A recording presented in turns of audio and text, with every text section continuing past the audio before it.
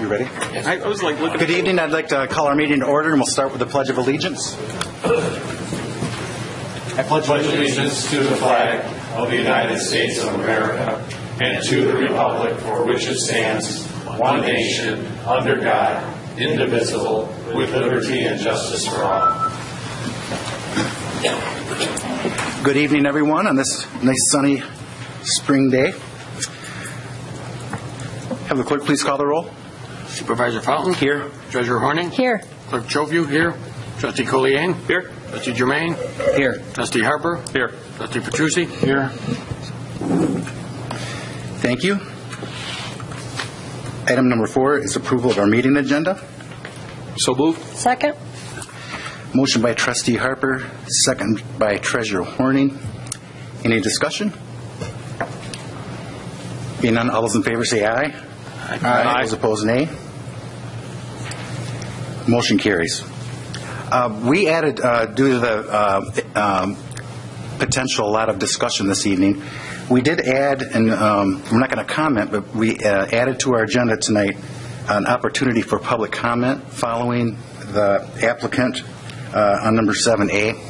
So there will be an opportunity. We typically don't have to, this isn't a call to the public, but there's an opportunity for discussion or comment after that. So just to let you know, before we go to call to the public, that there will be an opportunity after the applicant gives their presentation. So I will open it up to call to the public.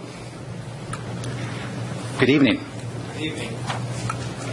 I'm Hank Fopel. I'm the state rep from this district, and I'm just here tonight to listen to any concerns, comments, anything that you have pertaining to the state and what's going on. We are on the legislature's on district break right now through the end of this week, so you're safe for this week, but we'll be back next week. So any concerns that you have, please contact my office. I would really appreciate hearing them, and anything that we can do to help or expedite anything with the state, we would be more than happy to do.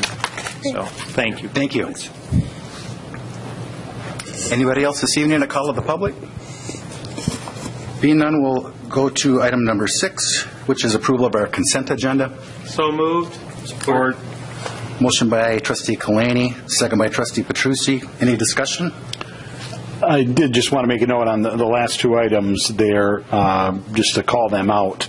They're fairly routine for us now because we've talked about them so long. They are noteworthy.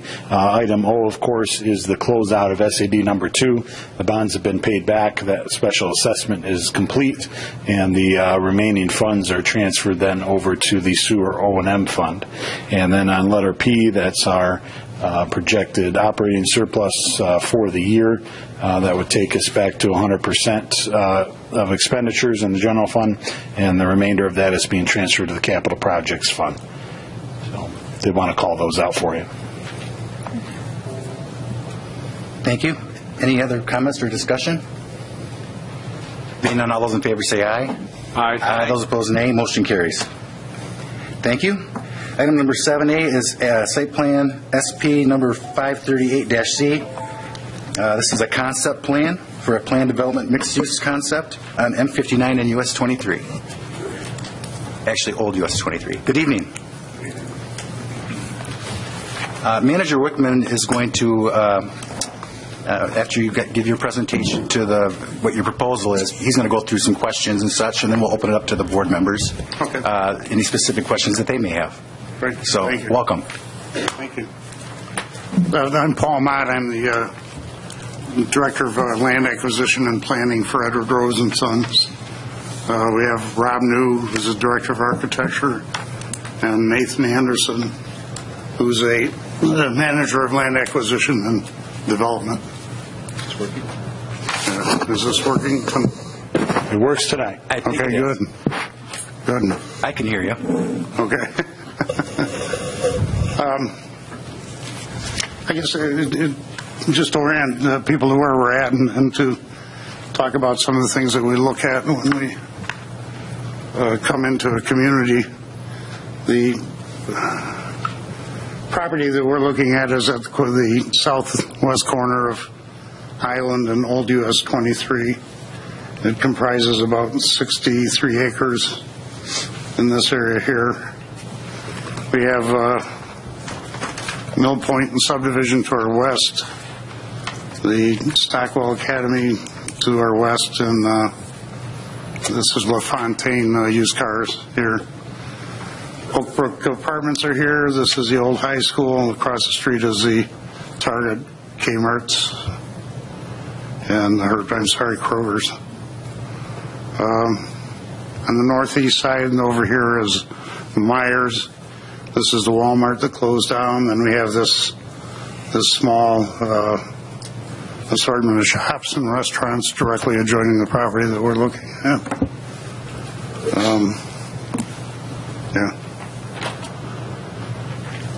So we kind of taking into account that M59 is really the major corridor that comes through the area, and that's where the largest commercial use is. We laid out a site plan having commercial up along M59 and extended down to approximately the same area that the commercial ends on the east side of old US 23. We did not extend it down as far as the commercial on US 23 because there's a linear wetland that cuts across the property. And to bring this commercial into this area would be pretty awkward.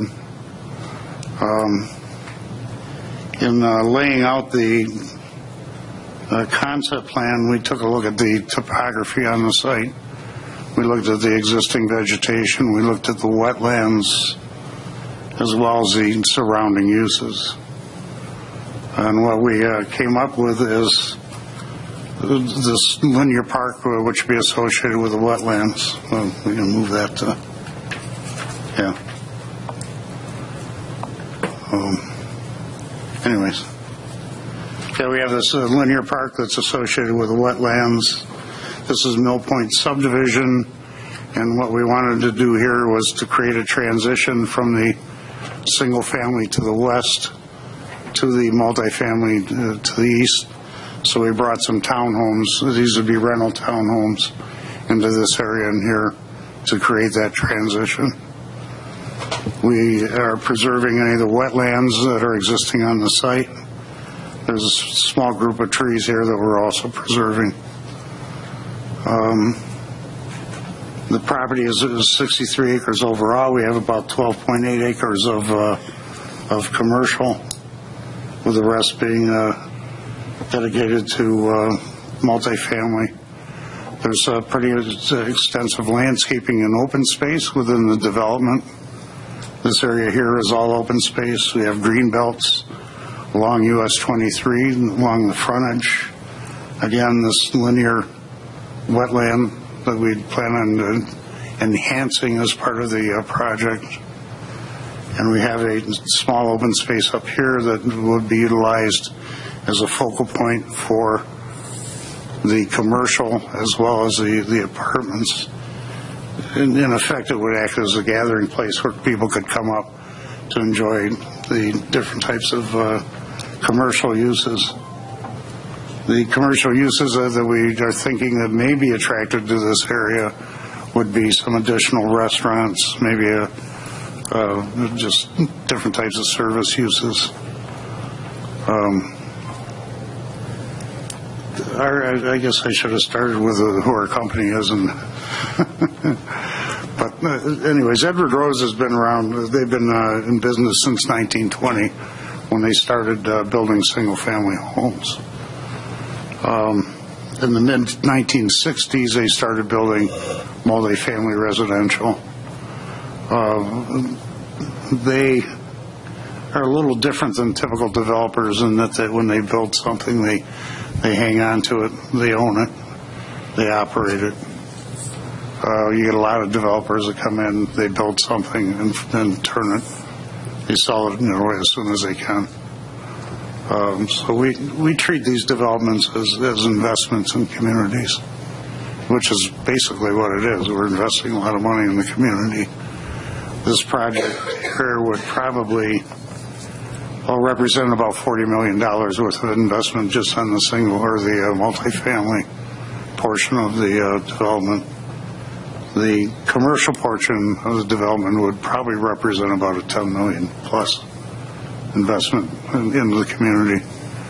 We do not develop commercial properties. What we would propose doing here is developing the pads, and we would have some conditions, covenants, and restrictions that we would be imposing on any one of the commercial buyers that would come in to make sure that everything is architecturally integrated into one whole development. We would like to make this project as walkable as possible. So we would somehow, through our covenants conditions, would encourage the development of this area as a node where it may have some plazas for people to meet and to possibly have dinner or something. This amount of households in this area would also help to support some of the existing businesses that you have in the township. Like the restaurants, the smaller service businesses that you have. In addition to any kind of commercial that may go into this area.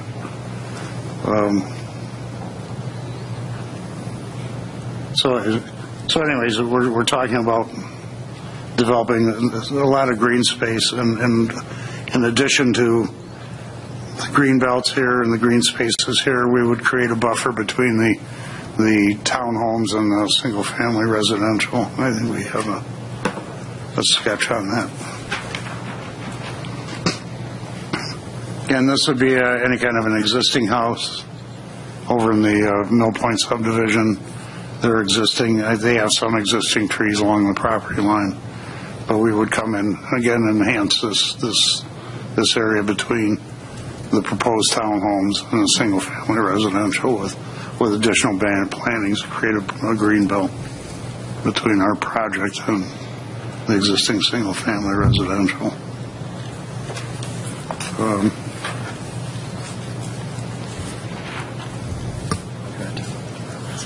Yeah. The number of apartments that we have or we're proposing is 523 apartment units. Of those, 199 are one bedroom, 294 are two bedroom, and 30 are three bedroom, which would give us a total of 523 units. Typically in our developments, we currently have 60,000 apartment units. And typically in our developments, we have one person per bedroom is the average number of people living in our developments. So we're looking at approximately 877 residents that would be living in this development.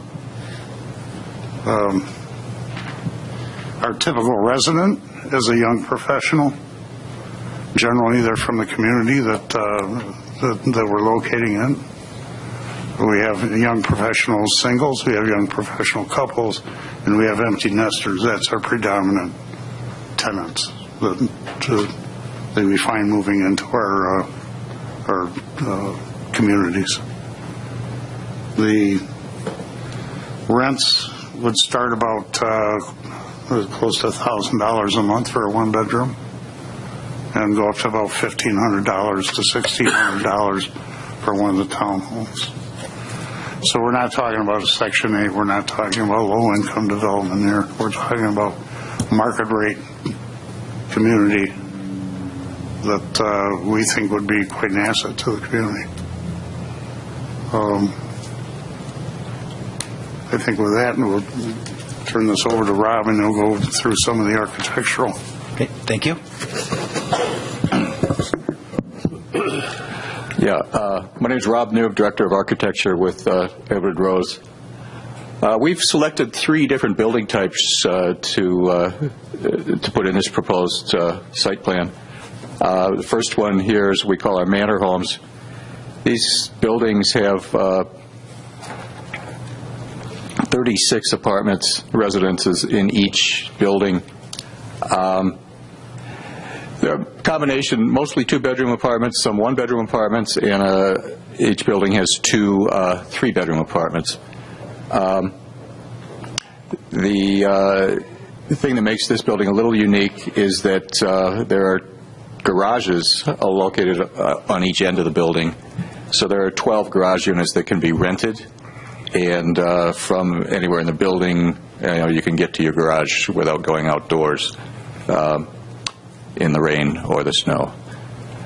And each apartment has their own balcony or patio, and that's typical throughout the development. It's very important. We think that people get a little bit of outdoor space to call their own, as well as the ample space on the property.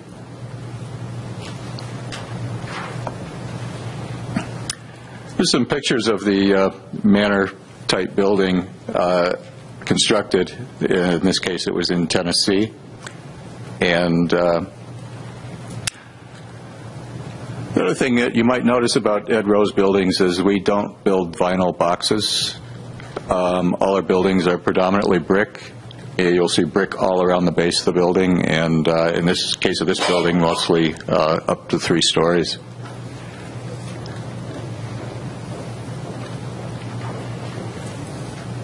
The second type of building we've selected is, we call it a town flat. The apartment units in this building go from front to back of the building.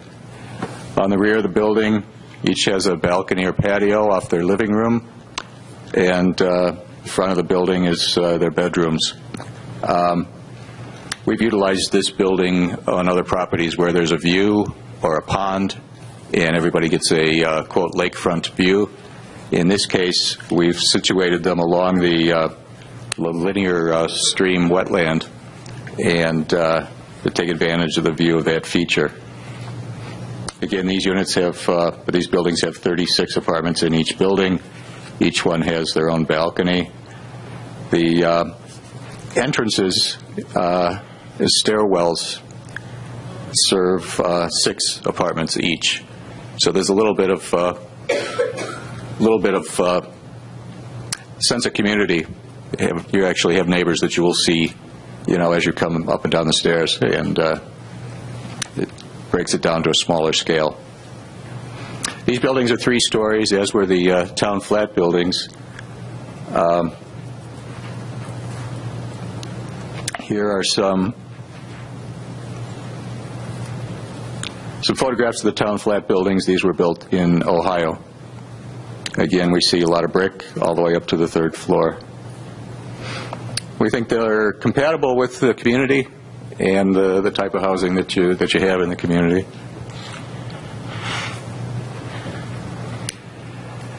This is the proposed community building. Community building serves primarily for us as our leasing office. For our residents, it serves as kind of the center of the community. One of the things that brings people to the community building quite often today is package pickup. There's also a centralized mail kiosk located near the community building. But people come in, and when they do come in, they can stop and say, something needs repair in my apartment, take care of it. And we like to have that contact because we like to get that feedback from people. Also in the community building is a community room. It is a place to gather, watch the Super Bowl game. The other major amenity in the building is the exercise room. We provide a fitness facility that it's not Lifetime Fitness, but it's close. And people use it, and they love it. They have key card access, so they can come and go early in the morning, late in the evening. And it gets a lot of use. It's a great amenity for the residents. In addition to that, the swimming pool. We always include a shade structure at the swimming pool. And in addition, the community room has a meeting room we like to make available for residents that may have either a business meeting or some type of community meeting.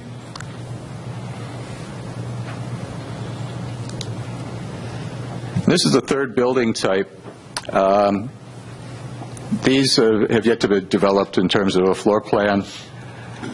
This is the product, the type of building that'll be located along the border with the adjoining subdivision, the single-family residences.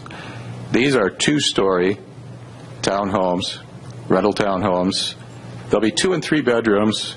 There will be 25 of them total. We anticipate them being somewhere in the 1,500 square foot to 1,800 square foot range, and having a little extra amenities: the 2-car attached garage, the backyard patio or deck. And we anticipate these being kind of highly sought after, so these would be the long-term residents. They're going to stay a little bit longer and possibly move up to the best unit that we have. They'd be appropriate, definitely, for empty nesters, as well as families with a few children that may be locating in the community and not ready to purchase their home yet. Again, these are 2-story. They kind of reflect the residences, single-family residences that will be adjacent to them.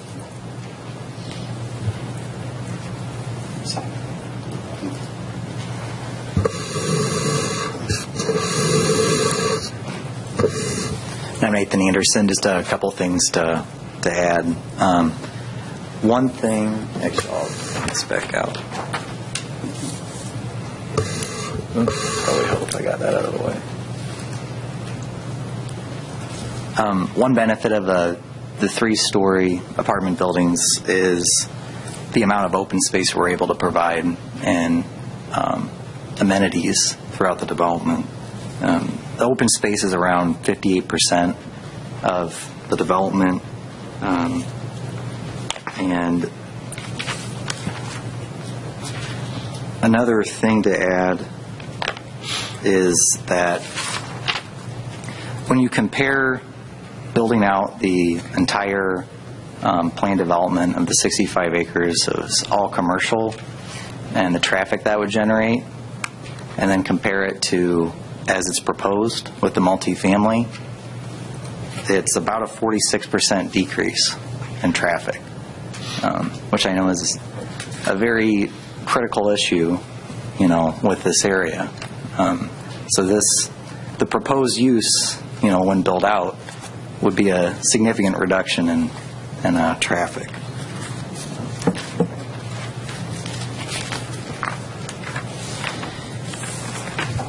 And another thing to emphasize is that the commercial is kind of front and center in this development. It's on the highest profile street on M59. The commercial is 55% of the frontage, and the apartment is 45% of the frontage. The green belt along Old 23 kind of softens the apartment buildings from the Old 23 view, and the landscape buffer, as previously described, along the adjacent single-family residential also softens and provides a buffer to those adjacent uses. So just a few things there to add. A couple more things. One thing is that I know there's a lot of concern about traffic, and duly so. One of the things that we would be providing. I can't hear you. Okay. If you don't mind. Well, one of the things that we would be providing is a linkage from the Stockwell Academy over to Old US 23, which would be designed to help alleviate some of the congestion that is occurring up on M59. It would provide a place for like some stacking that I guess is occurring out on M59 right now, which would actually be brought into the interior of the community. Another question seems to be, the amount of commercial or the lack of commercial on this site, and your master plan for this site being 60 acres of commercial. the commercial is nationwide is going through a transition right now, and it's kind of a tough transition for a lot of these businesses with the development of on-site purchasing, or the internet purchases. Amazon has had sales of, I believe it was $68 billion this last year, which represents a lot of money that was not spent in stores or in commercial establishments. Amazon is probably the largest vendor of goods on the internet. So, if you look at the internet as a whole and the amount of transactions that are occurring on the internet, the development of commercial properties is really slowed down to a trickle. One of the problems, and I think you have to have rooftops to support commercial. And I think part of the problem with the Walmart leaving was the lack of rooftops in the township. This number of rooftops is going to help. It's not going to make a huge difference, but it would certainly help. And it would certainly help with some of the local businesses that you have here, existing businesses. So I just wanted to address the commercial a little bit before we got into questions. Okay. Thank you. Yep. Unless there's a burning question from the board right now, James, do you want to go through Troy's review letter? Just we can open that up, and then if the board members have any comments as we go through the review letter, feel free, or unless you have a question. I just have, are you going to go through the process? Okay. I think it's important for the audience to understand what the PUD process means, and I think going through first what the property is zoned and how a PUD, what a PUD does to a current zoning. If you could kind of explain that. Sure. Thank you. This is an application for a plan development. That process is a three-phase process, and there are at least 2 meetings at each phase, one meeting with the Planning Commission and one meeting with this board. As you know, those can sometimes take more than one meeting at each phase, so it's at least 6 meetings. This is the second such meeting at the first phase, which is the conceptual. They were in front of the Planning Commission on March 24th, who went through it. There is no formal action to be taken at this point. There's no approval to be given. You essentially have a napkin sketch of a concept that the applicant is proposing. It's an opportunity for the Planning Commission and now this board to provide feedback and suggestions on what's being proposed so that they could take that information and make an informed decision about whether to proceed to the next process or how to proceed in the next step of the process. This is the conceptual phase. The next phase would be the preliminary phase with a couple of meetings, and then the final phase. The next phase, the preliminary phase, is where we say a lot of the heavy lifting is done, where you get very much into the detail of the proposal. By definition, this conceptual plan lacks that detail. There's no sense in the applicant spending time or resources putting a lot of detail until they have an indication from the Planning Commission and board whether they're heading in the right direction with it. And based on these couple of meetings, they'll have the ability then to get in more detail. Which is another good reason why there really isn't any formal action here. And I thought if it's useful, we can use the staff review memo from March 17th. This is the same memo that went to the Planning Commission as maybe an outline for the conversation. There are a lot of elements happening on this property, and some of them are unique to developments in the township, so I think that may be helpful. To explain a little bit more what Trustee Kalani mentioned about the plan development process, it is an alternative to traditional zoning, planning and zoning decision making, in that the applicant can propose what's called a plan development that takes a look at what traditional planning and zoning standards are, but offers flexibility for with the idea of finding the best overall proposal for the community that doesn't necessarily hold to the rigor of a distinct standard. And there's an exchange of value in that conversation of, perhaps you exceed a standard in one area and then in another area you can demonstrate that there's a community benefit by doing it that way, that the proposal as a whole is a balanced proposal for the community. So that's what a plan development offers, is some flexibility to the standard as long as the totality of the proposal demonstrates a benefit. And there are a number of ways that can happen, and as we go through the process, that would be further defined. So with that in mind, we can maybe take a look at your review memo. I won't go through it word by word.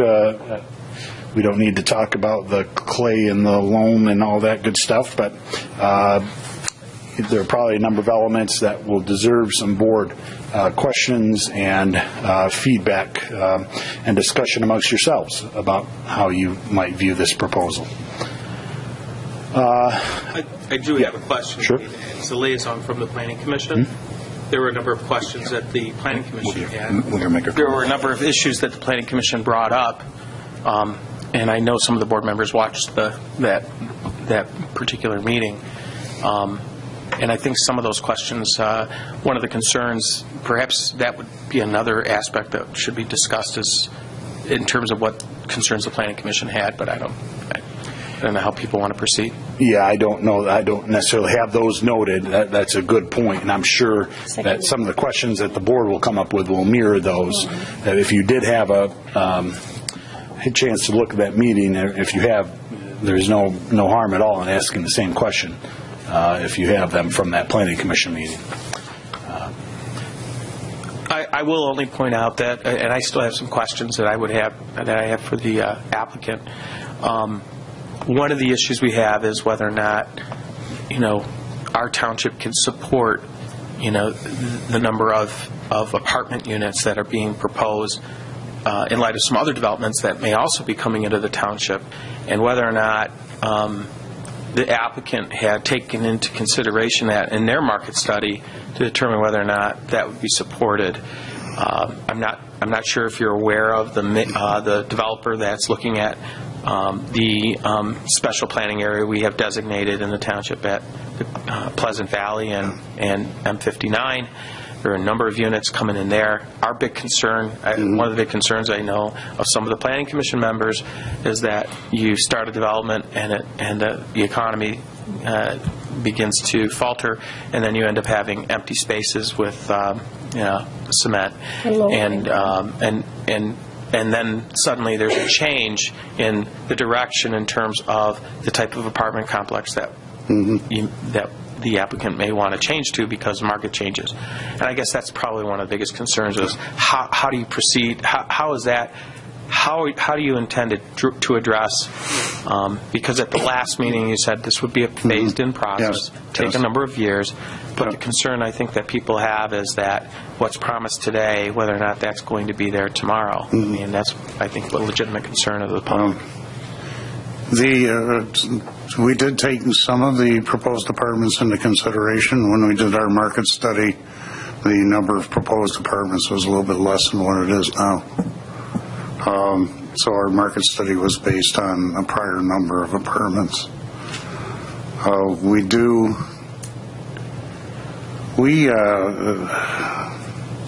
Again, we've been building multifamily since 1965.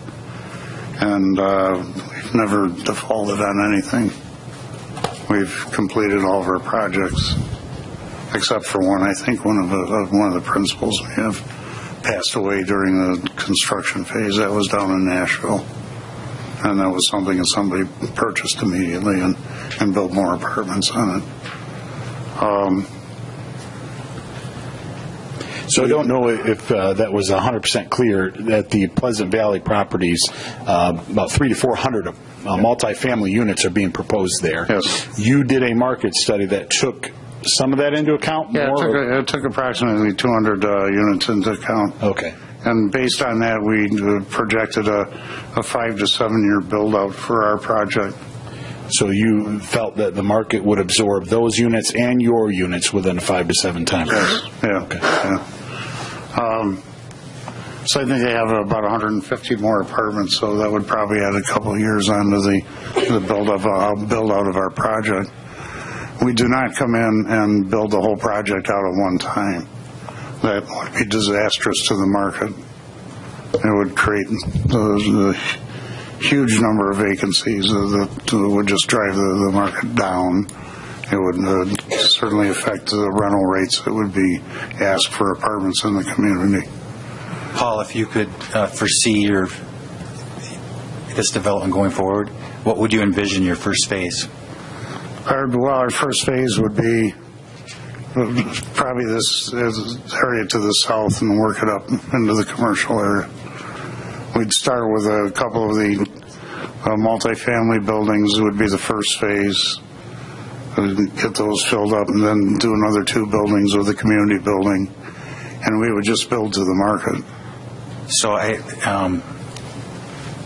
have a real serious question. Okay. At what point do you do the infrastructure improvements?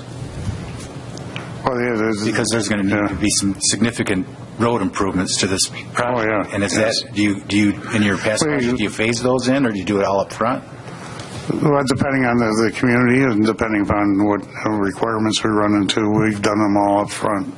Or we have phased them in, depending upon, like if we have to do a signalization or something. When we hit a certain point of residence, then we'll come in and do the signals. We're anticipating that there will be some significant road improvements that would have to be done both on M59 and US 23. And those could possibly be done up front. Or during the construction. And that would probably be at the directive of both the Road Commission and the MDOT. I would assume they would both be. Well, yeah, it'd probably end up being their design and timing as well. Yeah. And Hartland, I'm sure Hartland will have a lot of input in that process as well. So just to pick up another point that Trustee Kalani brought up, I mean, you mentioned the price point that's being proposed for these. I seem to recall at some point there was a conversation that that price point would be at the higher end, or is the high end of the products that you currently offer in Michigan. Is that a fair statement? Or no, that's about average for our new product. Okay. I mean, we have products going back to 1965 that certainly don't get the same rents as new products that we're putting on the market now. So could you maybe, for our benefit, name a couple of developments in Michigan that are around that price, the same price point you're proposing here? The Harbors Apartments would be one. It's on M59 over in Clinton Township. That would probably be the most current one that would actually match us the best. I think everything else we have in the Michigan area is quite a bit older than that. Can I ask where the location of the Novi apartments are? Novi, we have, they're by Wixom. Okay. There's the Springs out there, Portsmouth. Springs 2 is all in Novi. Where? I mean. Okay, thank you. Yeah. So the rest of the concern that was stated there is that as you move forward, and if you're phasing this, if you find for whatever reason you're not able to fill the units at that price point, that then you're trying to propose something, a lesser product, something at a lower price point, or that future phases have less architecture or some other thing that brings the price point down. Is that not a risk here?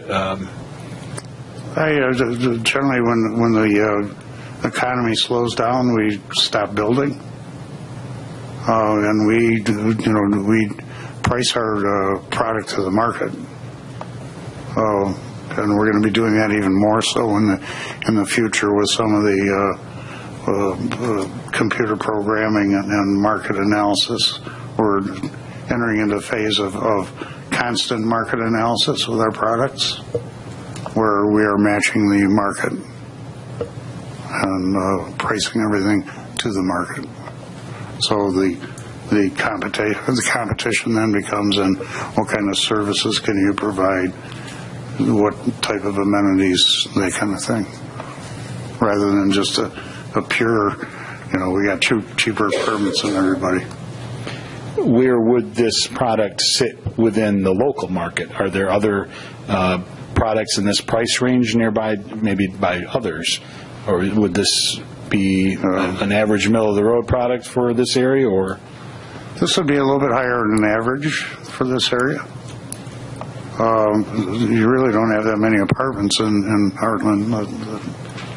Well, drawing from Brighton, Howell, Milford, Fenton areas. Probably about average, yeah.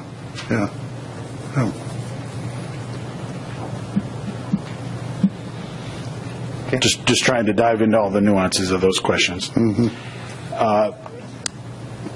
Then a couple other things then from the review, going through the review letter. You have a couple things happening here. The number of units per building and the height of the building, I'm sure, will be of interest to the board's conversation.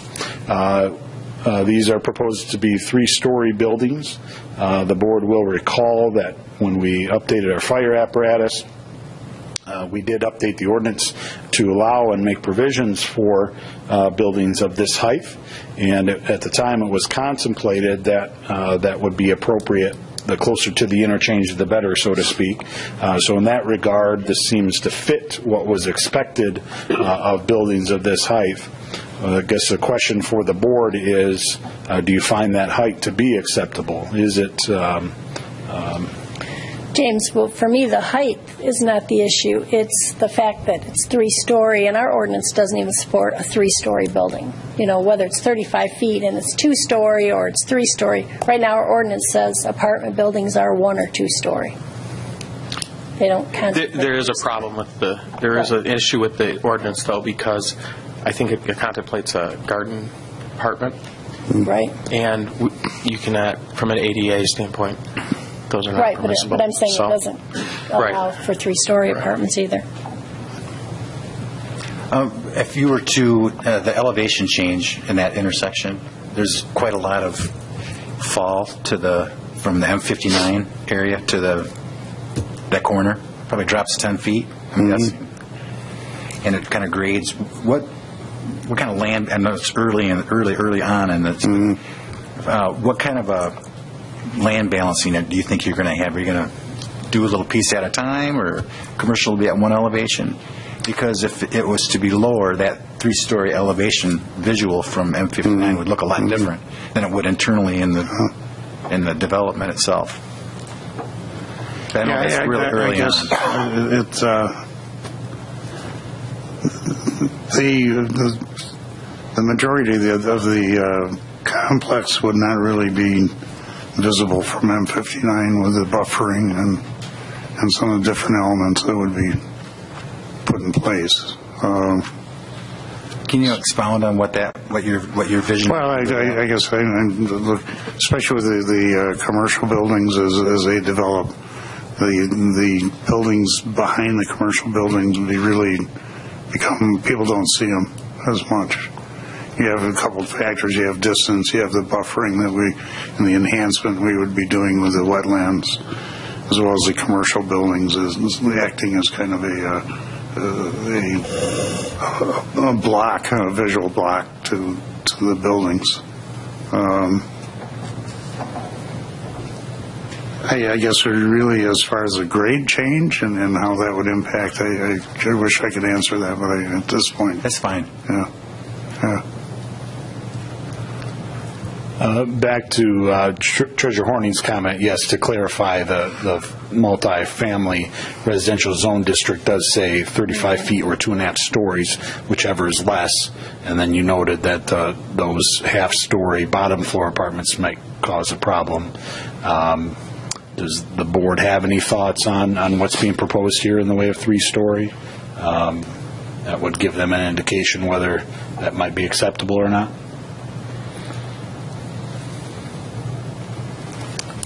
I can say that that was an issue that was raised at the Planning Commission It wasn't necessarily an insurmountable issue. It was something that would be considered in the overall planned unit development, but there wasn't anyone that said they were opposed to it or anyone that said that.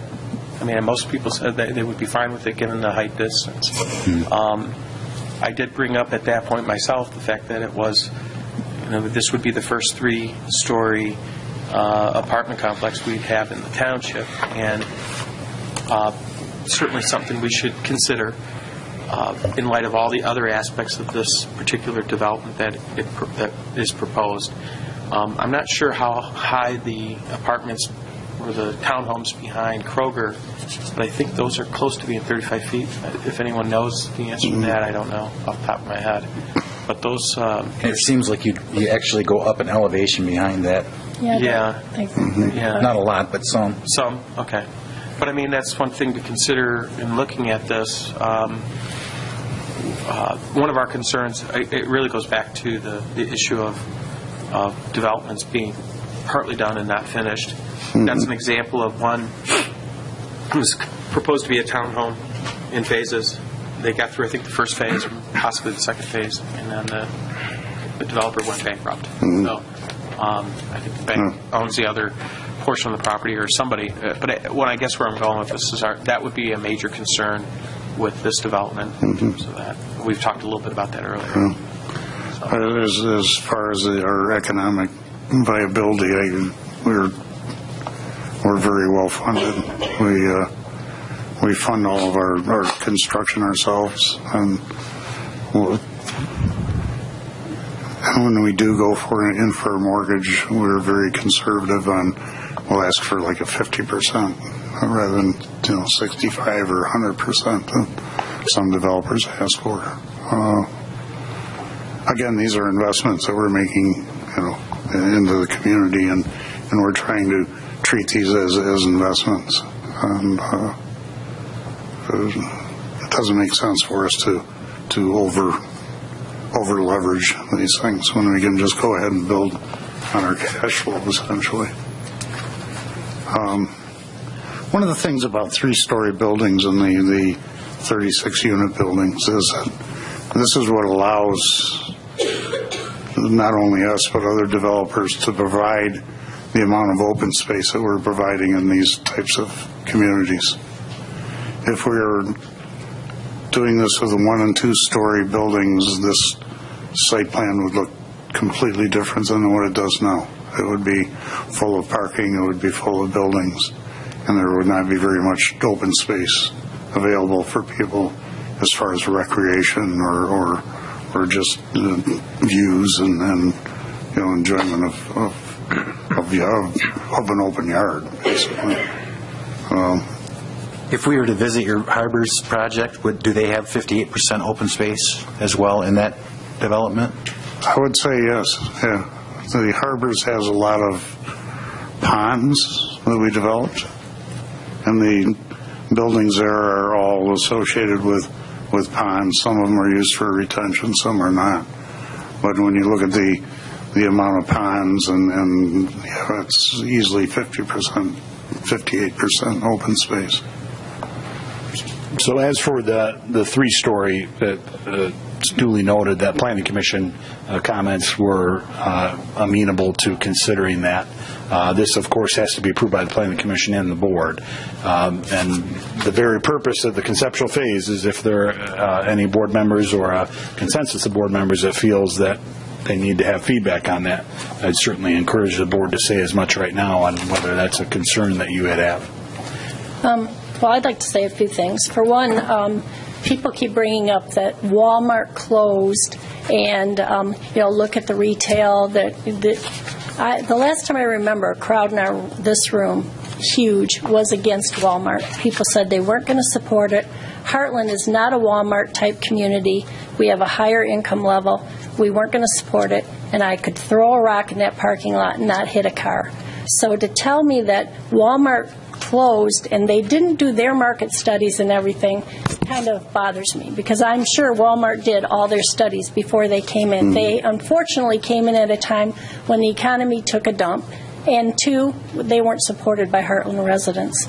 And I have read through your entire project. I watched the Planning Commission. I've asked a lot of questions, and I've gone through. Thank you, because you made me read the entire comprehensive plan again, which I probably haven't read in a few years.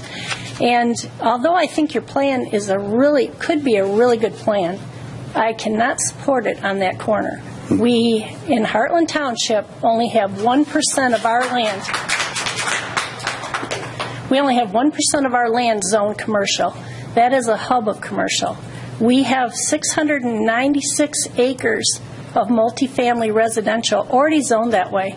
And I know you said you looked at them and then you disregarded them, but there's some perfect locations. The southeast corner over here at Pleasant Valley, 59, just east of the Kentucky Fried Chicken is an area. Up at Cook Road and Clyde Road, there's a big area up there. We have areas already designated. To take away our last commercial really bothers me. And when you say people are shopping on Amazon, you're right. I did all my Christmas shopping on Amazon, but I don't go get my nails done on Amazon. I don't go to the dry cleaners. I don't go to a good restaurant. I don't go to a movie theater. There's a lot of things that Hartland still needs, and we need to save our bastion of little commercial that we have left. And you talked about your green space. Well, you're getting your green space by going up 3 stories. And you talk about the wetlands. You have to leave the wetlands. They're regulated. You have to have sidewalks. The things that you talked about are requirements mostly by other rules, even in Hartland Township. So, Hartland Township, we don't have any hard lines either. We're looking for a big box type of home improvement. You can't go buy an appliance in this town. You can't, there's a lot of things. Furniture, you can't buy that in Hartland. There's a lot of things that we need, and we need to save our little bit of commercial that's left. And then you talked about, I looked at your generalization of peak times, people coming and going, and how you say it's going to be less. Well, I can't believe that in a prime time peak, you show 245 cars leaving there at the peak hour in the morning. I just find that very hard to believe. And that's not the same statistic that we got from Mayberry Homes, and they're putting in less units, and they're saying more cars are leaving at those times.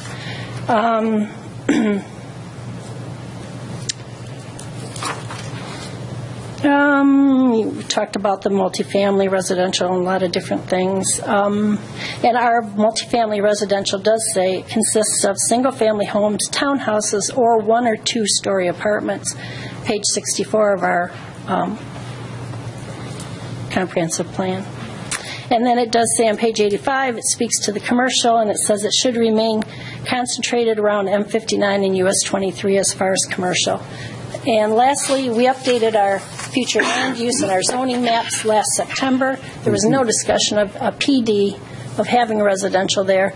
We've talked about commercial being there for a long time, and I'd like to see it stay commercial. I think you have a great project, but that corner is not, I would never vote for that on that location.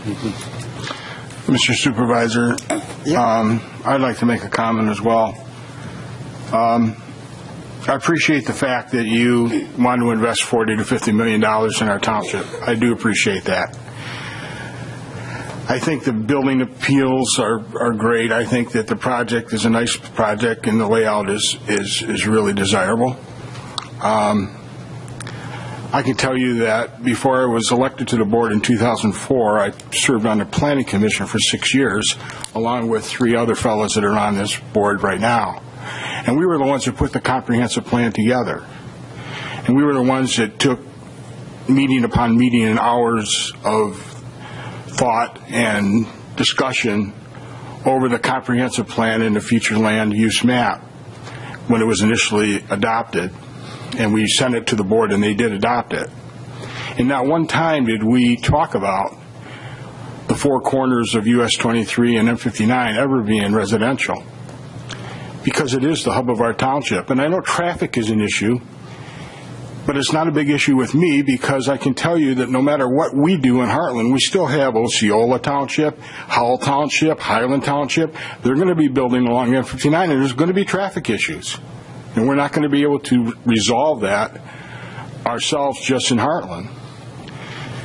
But I just want to be frank with you tonight, and I want you to know where I stand with this, because I think it's important not to waste time and not to spend money needlessly. I can't support that project there either. I will not vote for rezoning that project from commercial to residential under any circumstances. I think that if we were to change the zoning at that location, that it would be a short-term solution to a slowed down economy as far as commercial goes, but I think it would be a long-term mistake. And I think we would regret that in years to come. When we put the comprehensive plan together, we weren't thinking of 5 years out or 4 years out or even 7 years or 10 years out. We were thinking of 20 and 25 years out.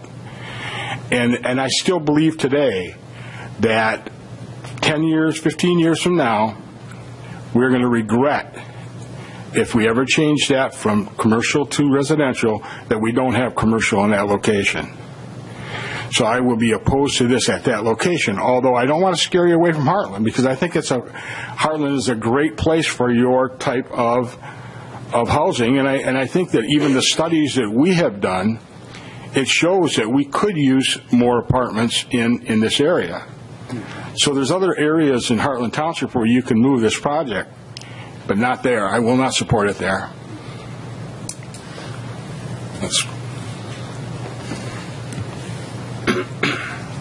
Any questions, or continue on with James at this point? You have to let him continue. Continue.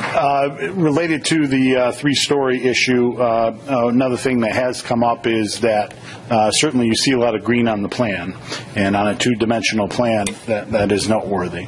One of the things that has been brought up is because you will have three-story buildings with several units in them, that from a three-dimensional perspective from 23, has been a question about whether or not the amount of green space will have the impact, quite the impact that a two-dimensional picture gives you.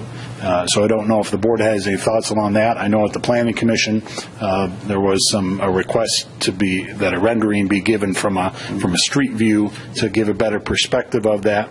And you also share that if the harbors was about roughly the same amount of open space, that if anybody made a visit there, they'd get a perspective maybe what the three-story building of that many units with that kind of green space looks like, the eyeball test, so to speak.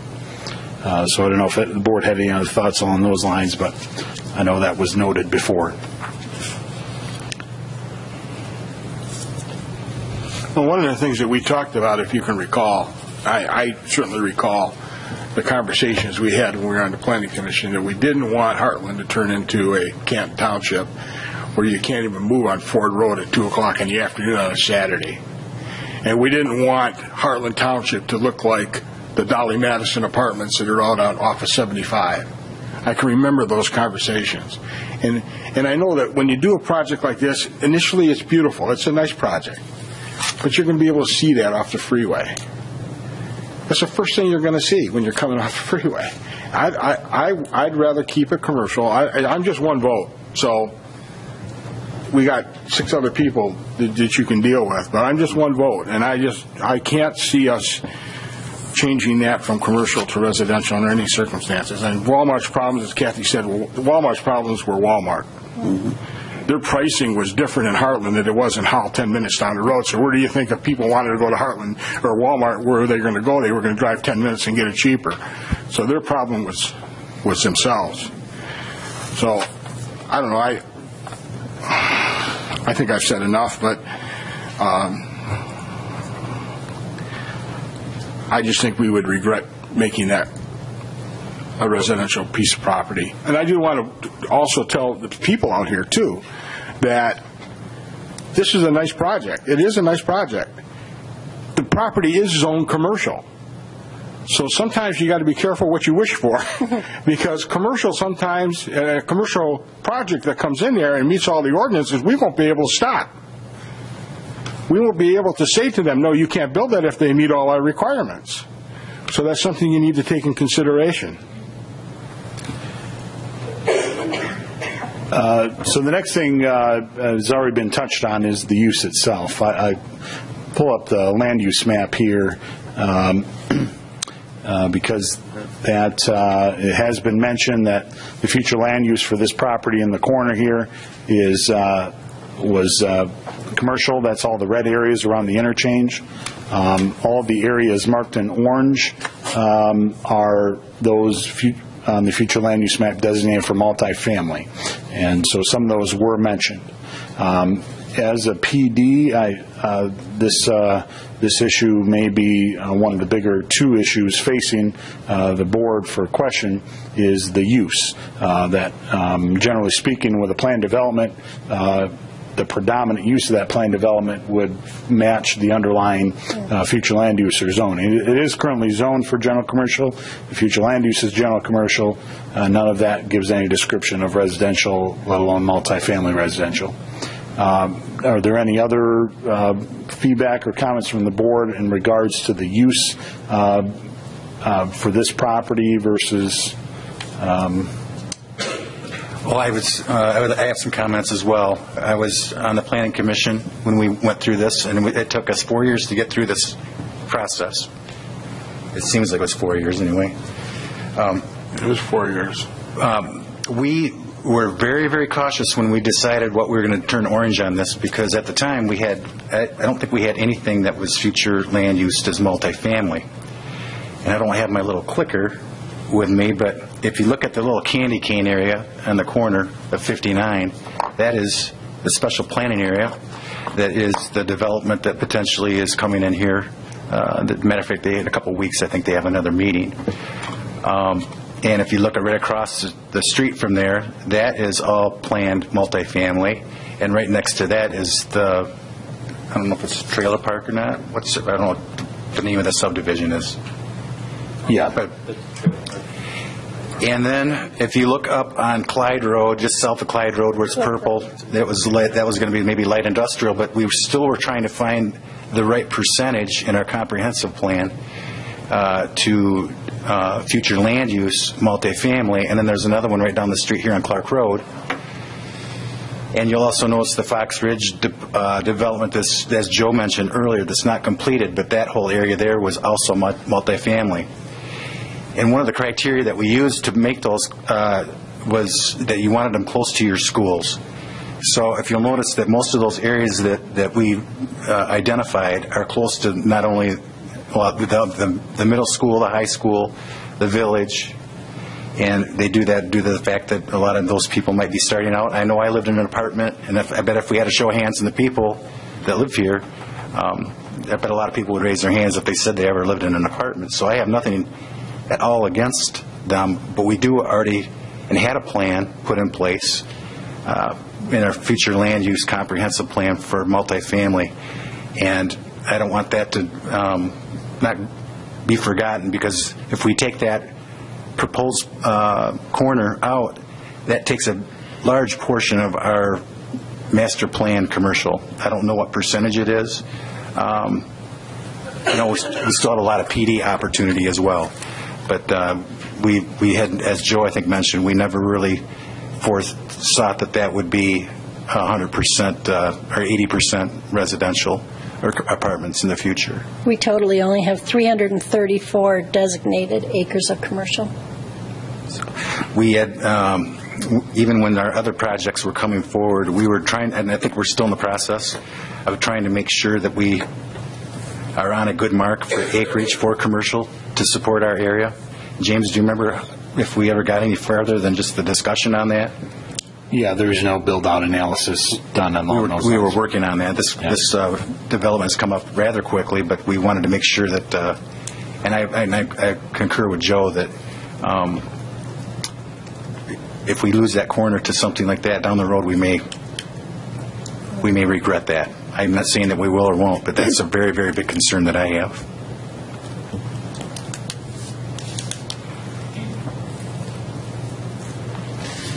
Other comments on that use?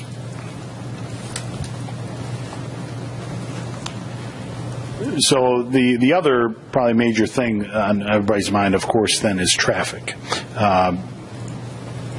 The you haven't done your traffic study yet. You wouldn't do that until after this phase anyway. It has been mentioned, of course, that's going to have to be reviewed and approved by the Road Commission and MDOT. And I think you were astute in noting that part of that will also be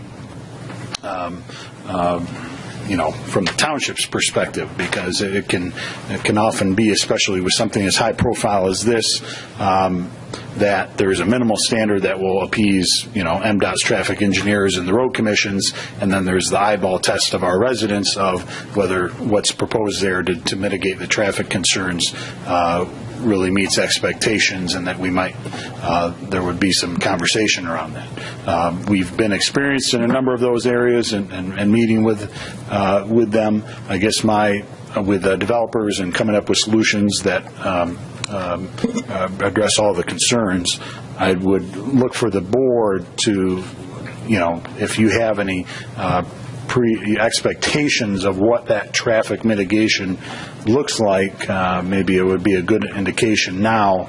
I don't know if you have any expectation or what you think you might have to do if you haven't done your traffic study yet, but this would be a good time to probably talk about that. So I don't know if you have an idea about what you think will come of your traffic study and what types of improvements that I imagine you've already given some thought to that as part of your pro forma as to what kind of mitigation costs you might have. But there would definitely be the lane widenings and the potential for some signalization that would have to be added to, like M59 probably. We really haven't delved into it deeply, but we know there would be some significant traffic improvements that would have to be performed.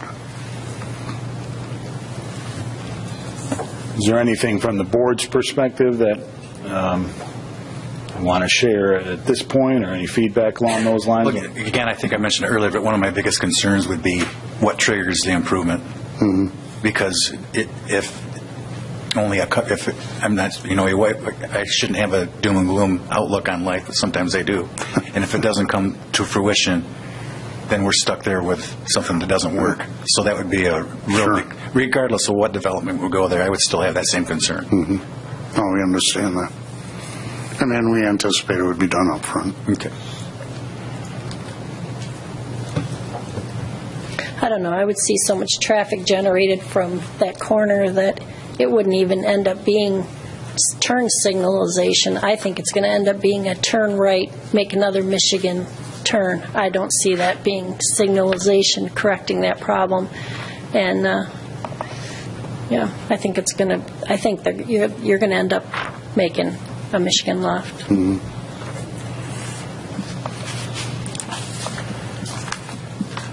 Joe? Matt, you have any comments? Nope. You shook his head. Glenn? Oh, I'm sorry. Yes. I'm sorry. Go ahead.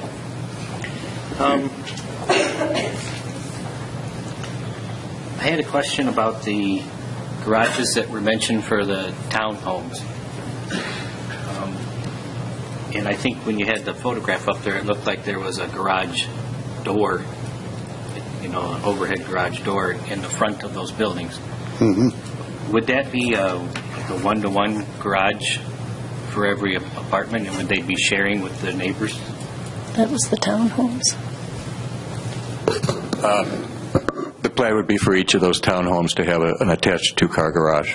But didn't you say the apartment you had 36 units and 12 rentals? There's not 36 garages.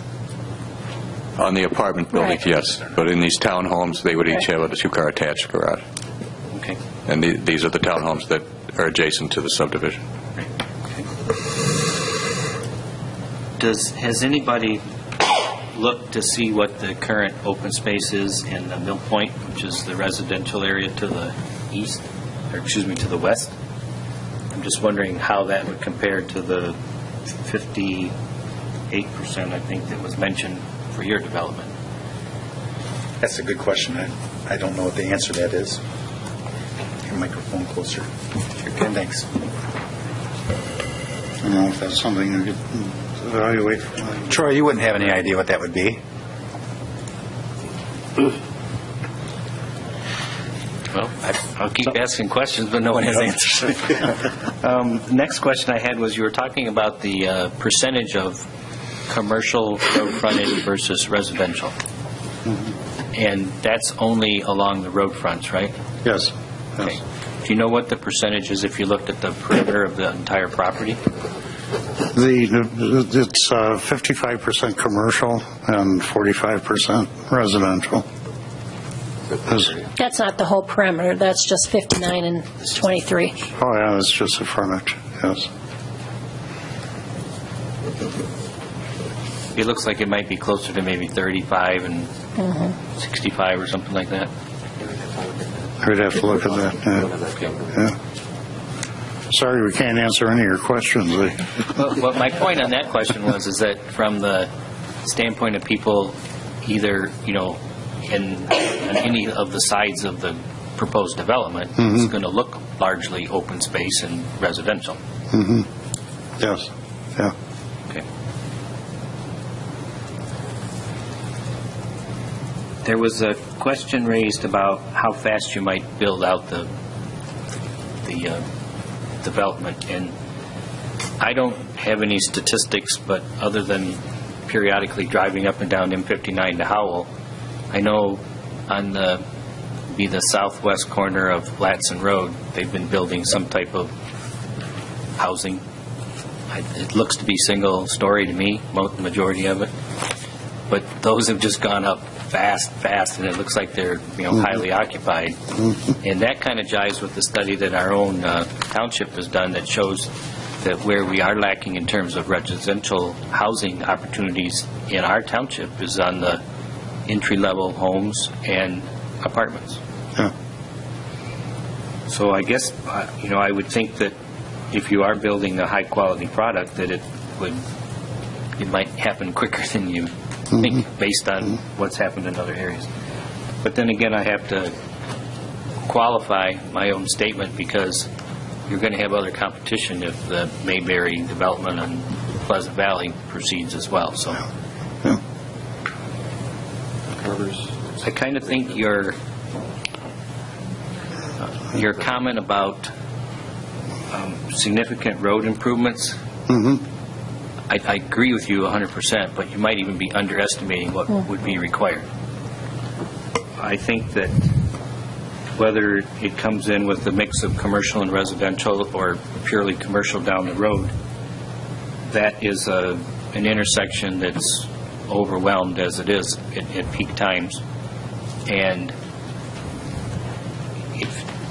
it just seems to me like there would be an awful lot of expense up front to bring it up to the standards that are going to be required by the state. I do like the cross connection that was proposed over to the school, because I know that's very hard for those people getting in and out in the mornings and afternoons.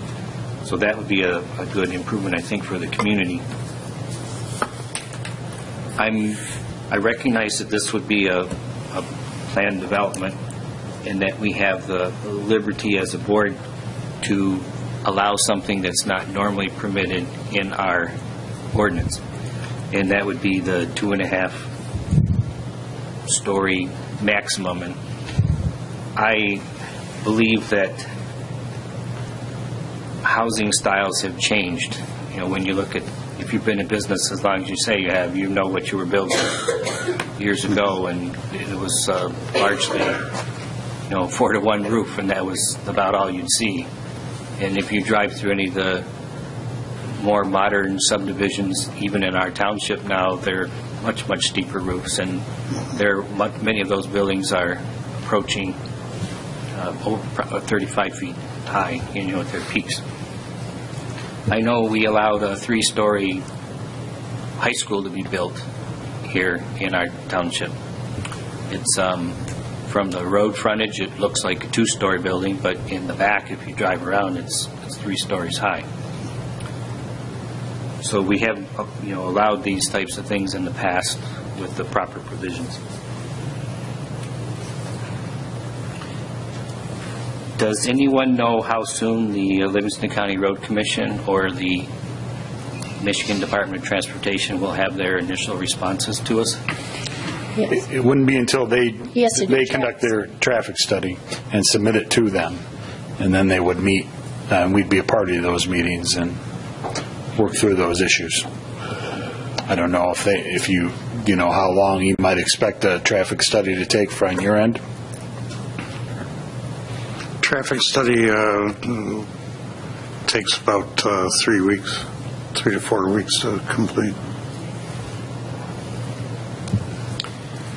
Is there also some infrastructure analysis that needs to be done to determine whether or not we have sufficient capacity in our sewer system for this type of development and Water, too, I think. and water as well?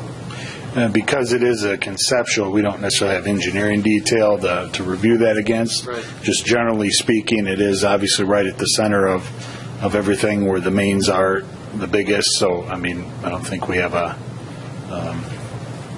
too much concern that we'd be able, but we'll have to review it once we get more detail.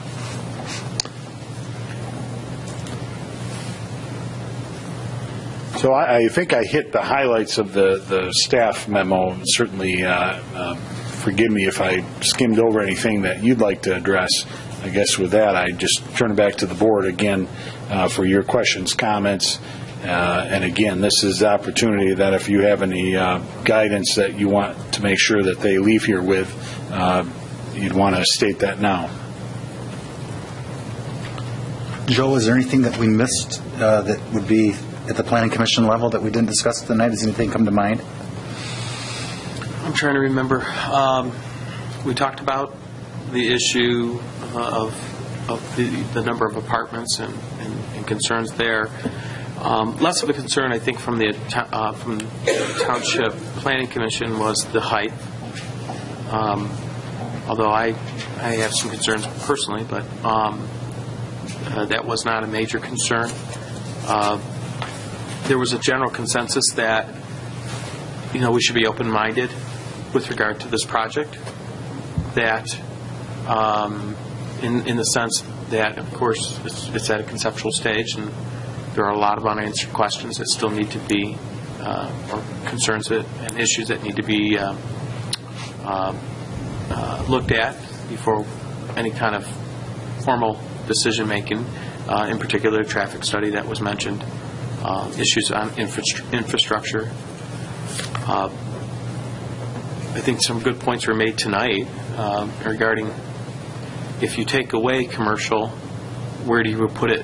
Where do you replace it? And how do you replace it if you, in terms of some of the remarks Kathy made regarding the number of acreage that we've set aside for commercial, when you lose commercial, where do you make it up? It's the same kind of concept of if we're going to have multi-family and high-density residential right at our commercial center, does that mean we open up areas where other areas that we may not fit with respect to where our commercial, additional commercial may be developed, as opposed to what we have a future land use at, such as some areas down 59 and 23.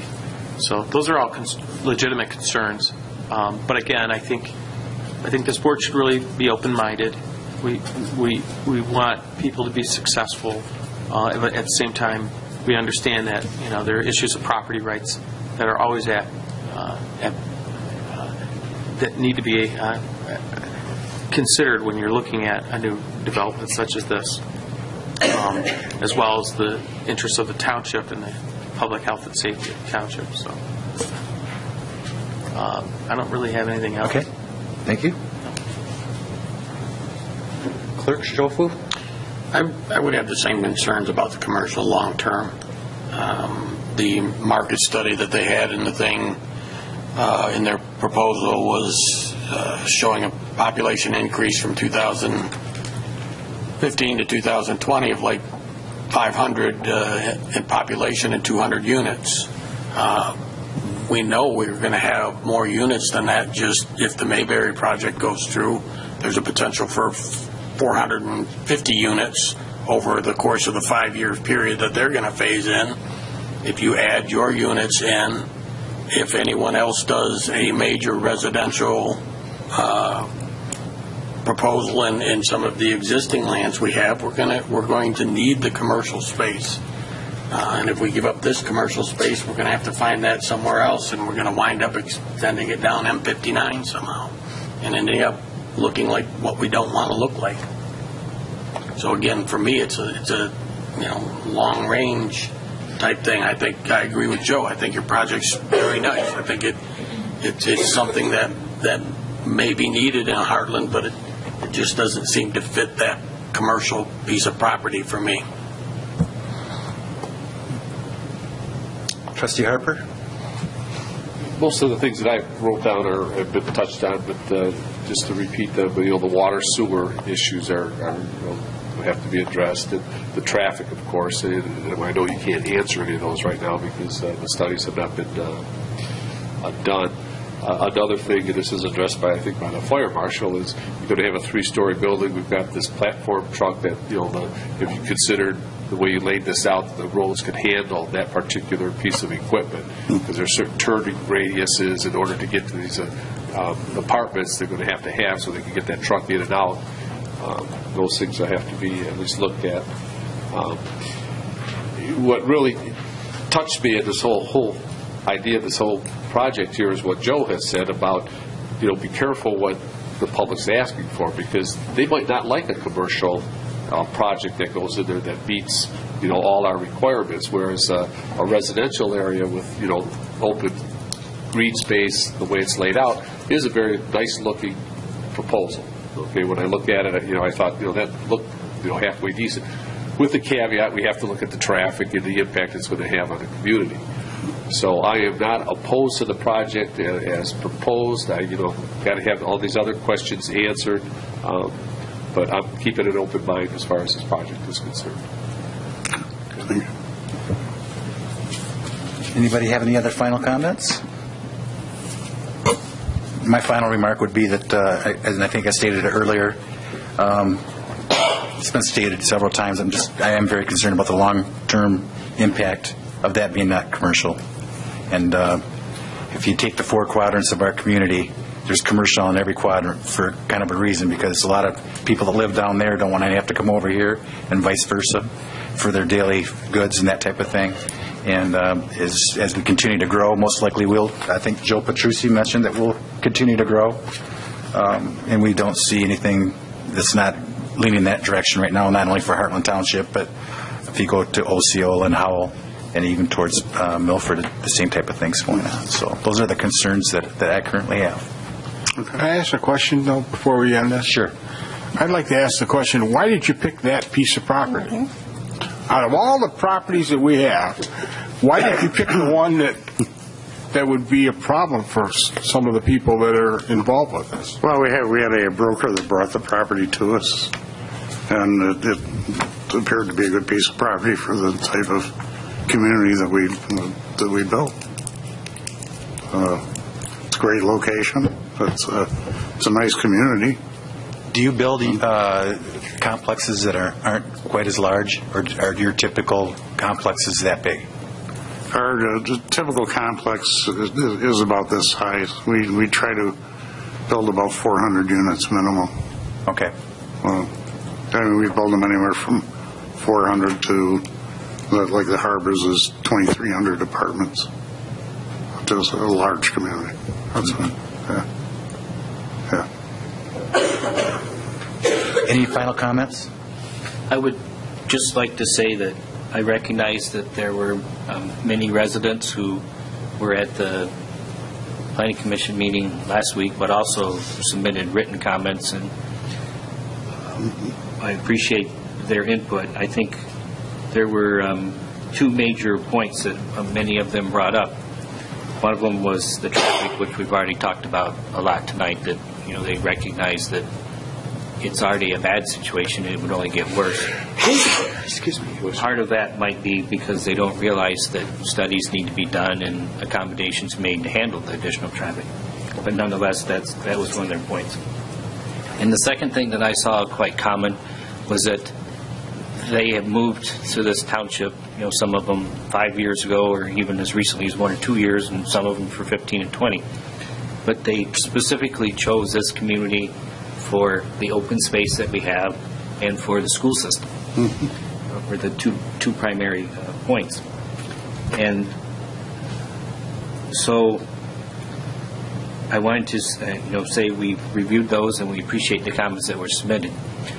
My comment to add to that would be that we've talked about our comprehensive plan. We know that the township is not going to stay the way it was 15 or 20 years ago. Or I am the only farmer sitting here on the board, and I think there's down to 7 farms now in all Hartland Township that are really in production farming.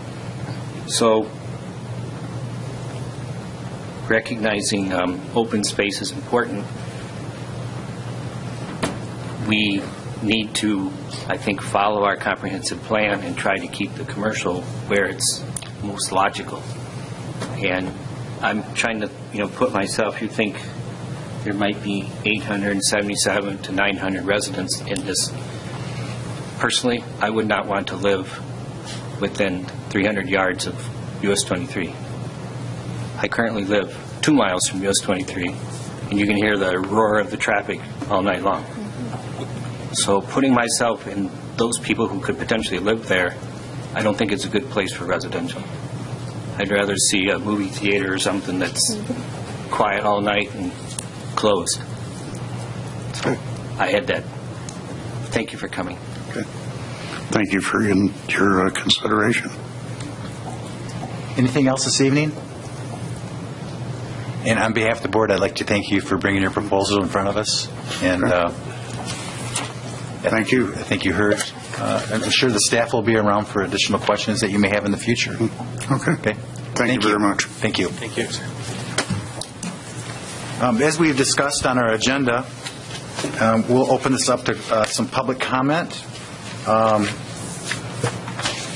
So with that, if you could just keep your any comments that you may have, just don't go on for a long time. I won't cut you off unless it needs to be. But anybody like to come this morning or this evening? Yes, sir.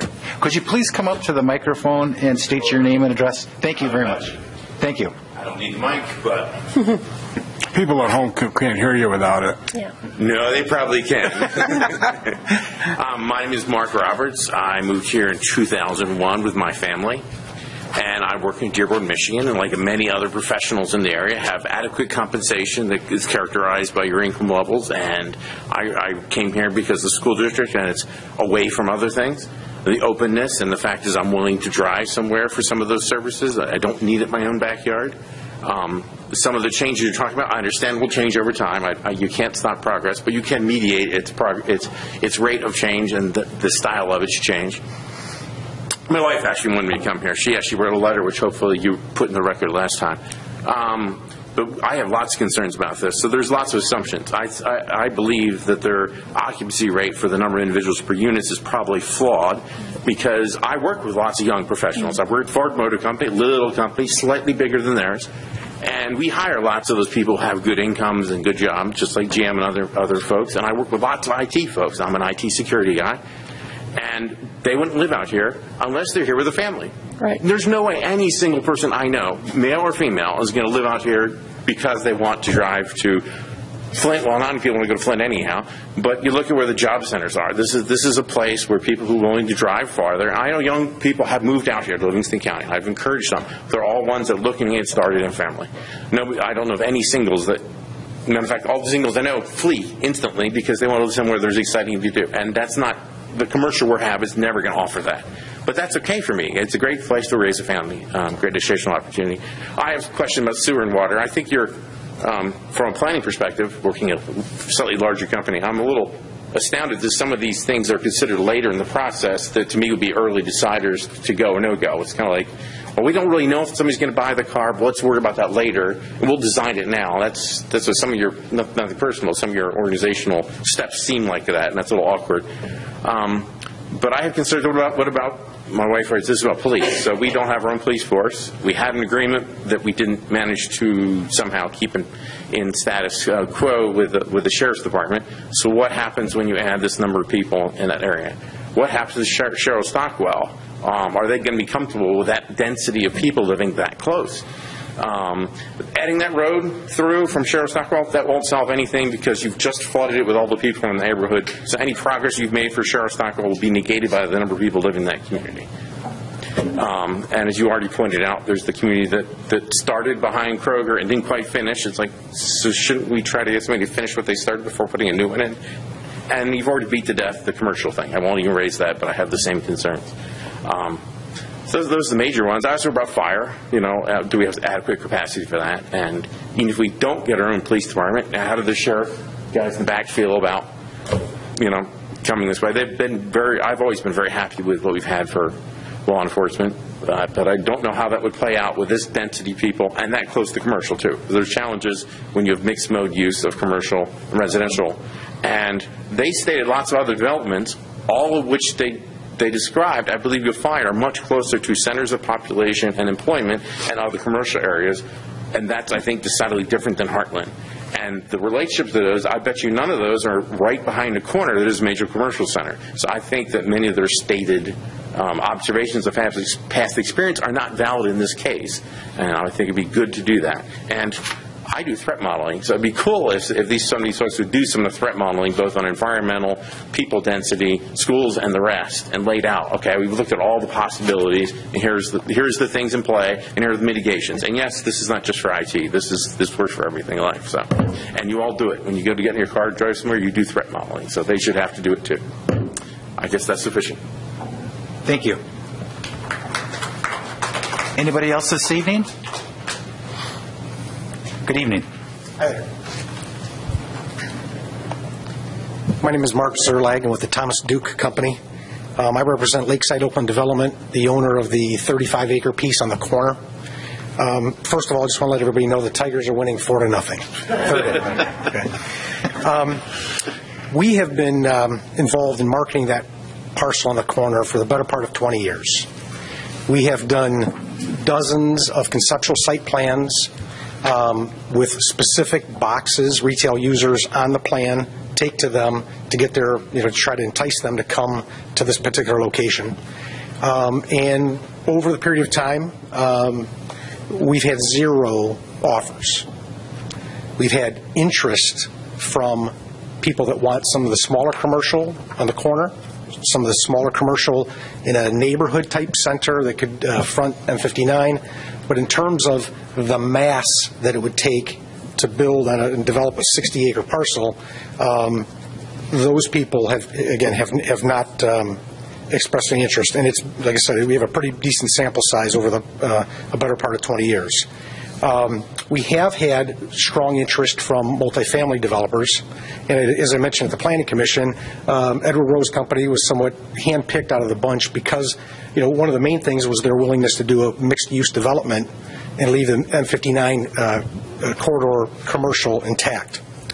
I know that I think it was mentioned earlier that there's 334 acres of commercial in the township. To put that into perspective, that would accommodate over 3 million square feet of retail. That would, again, to put it in further perspective, that's 22 Walmarts. Now, we know there's no way in the world we're getting 22 Walmarts, but, when you look at the amount of acreage, especially on commercial, you look at the density, square foot per acre, there are certain rules of thumb that apply. And so, again, we support the project. We hope that you will move forward with an open mind and give it strong consideration. Thank you. Thank you. Anybody else this evening?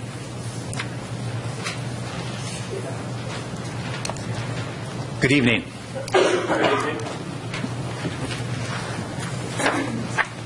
Mike Coran, 550 North Old US 23. I just wanted to say that, I know it's a tough corner. It's an important corner in our township here, but it's also, you got to go back to the bird in the hand and 2 in the bush, because I think that with the traffic is already bad, and we know it's going to add to it. I think the stats, they say that the commercial adds more traffic than residential. I can't tell you if that's true or not. I do think Hacker Road being built is going to alleviate traffic that's going to be, now able to go north-south on in a major artery that I think should help out a lot. But I think that what they're going to build, if they want to build, I've been kind of trying to keep an open mind on this, and I don't see that with the commercial on the corner like it is, like they're planning, it's kind of like the chicken and the egg. Does the people follow commercial, or does the commercial follow the people? And I think that there's a lot of little businesses that come and go in the area, and it's probably because a lot of it is that they don't get the support that they need. So I think that a little more density doesn't hurt us. I think that what they want to build is attractive. I'm sure that they look over the area and maybe they'll find something different, but I don't think that this is a bad project at that location. I think that the look of it would be, if with the right type of landscaping and planning like that you guys will direct. The nice thing about a PUD is that it allows you to have the opportunity to make a change or to do something different that wasn't foreseen when the plan was put together, and this is a normal evolution. So I just thought I'd add that 2 cents in there. Thank you. Thank you. Thank you.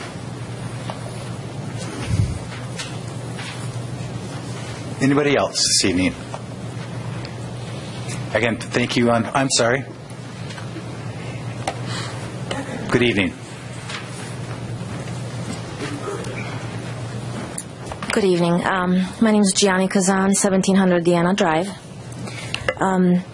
I'm actually representing a couple folks from my from Hartland Woods subdivision that were not able to come. One of my neighbors, her name's Laura, she had a couple points. I don't quite understand them, but quote, "We need commercial development which produces jobs with higher than minimum wage income. The question also becomes what type of commercial is going to produce the best proposal aid taxable income for our schools and etc." And then from my neighbor, James Tomlin, who opposes this project, he had some good suggestions. How about a medium-sized urgent care facility, some restaurants, cinema, hardware stores, doctor's offices, etc. I was able to find, and this is great, livingstondaily.com did a survey online, and in the last 11 days, 753 votes. What should happen at this corner? 26% said apartments, 65% said keep it zoned as commercial, and 9% wanted single-family homes. It's kind of neat data to have. And I didn't have time to type my notes, so forgive me, I'm going to do the pages again. You're fine. But I guess one thing to keep in mind is that the developer has a goal. Their goal is rental units. They're building the apartments which are phased in based on the market need. So if they're going to go to a maximum of 523 units in a few to many years, depending on the market need or demand, are we going to wind up with behind Kroger again? That's one of my concerns. I went through the, let me go back, the website. Very nice. I'm getting to learn the website of Hartland Township. On the Planning, Building, Zoning website, I really enjoyed this paragraph at the end. In a recent resident survey, respondents overwhelmingly supported the township's planning and zoning regulations. Residents trust that the township will maintain the character of this community. This is a trust that we value, respect, and will uphold. Thank you. All right. So a couple other points, because I'm sure you heard the previous statistics from the comprehensive plan that I had. But I just want to reiterate, Hartland Township, we've lived here since 2009. It's a very special community. It is not It is beyond special, even compared to Livingston County. And the data that was summarized by whoever did this nice statistics for you guys when you did the work from 2011 to 2015 to do your redo of the comprehensive plan, which was great. But 49% of the households in Hartland contain 3 or more persons. We're families. I commuted for my job to Indianapolis for a week, came back for 3 weeks. I commuted, then my radius reduced to Kalamazoo, and I used to work 4 days a week. I left in the morning, came back late at night. What was important to me is stop moving my children to find new schools, new teams, new everything. I was in the military. I moved all the time. Like that gentleman, the first one that spoke, I'd rather commute. I don't work in Lansing. I'd rather commute than move my family again.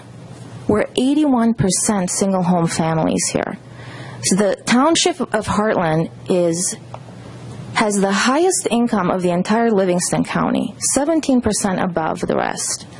We have a third of our households make more than $100,000 a year. We commute. This is an important and special community. We're not a rental community. I understand, even if the need is to put it somewhere else, commercial, I agree, don't put it here. But the question is going to come up at the end, is Hartland Township a rental community? But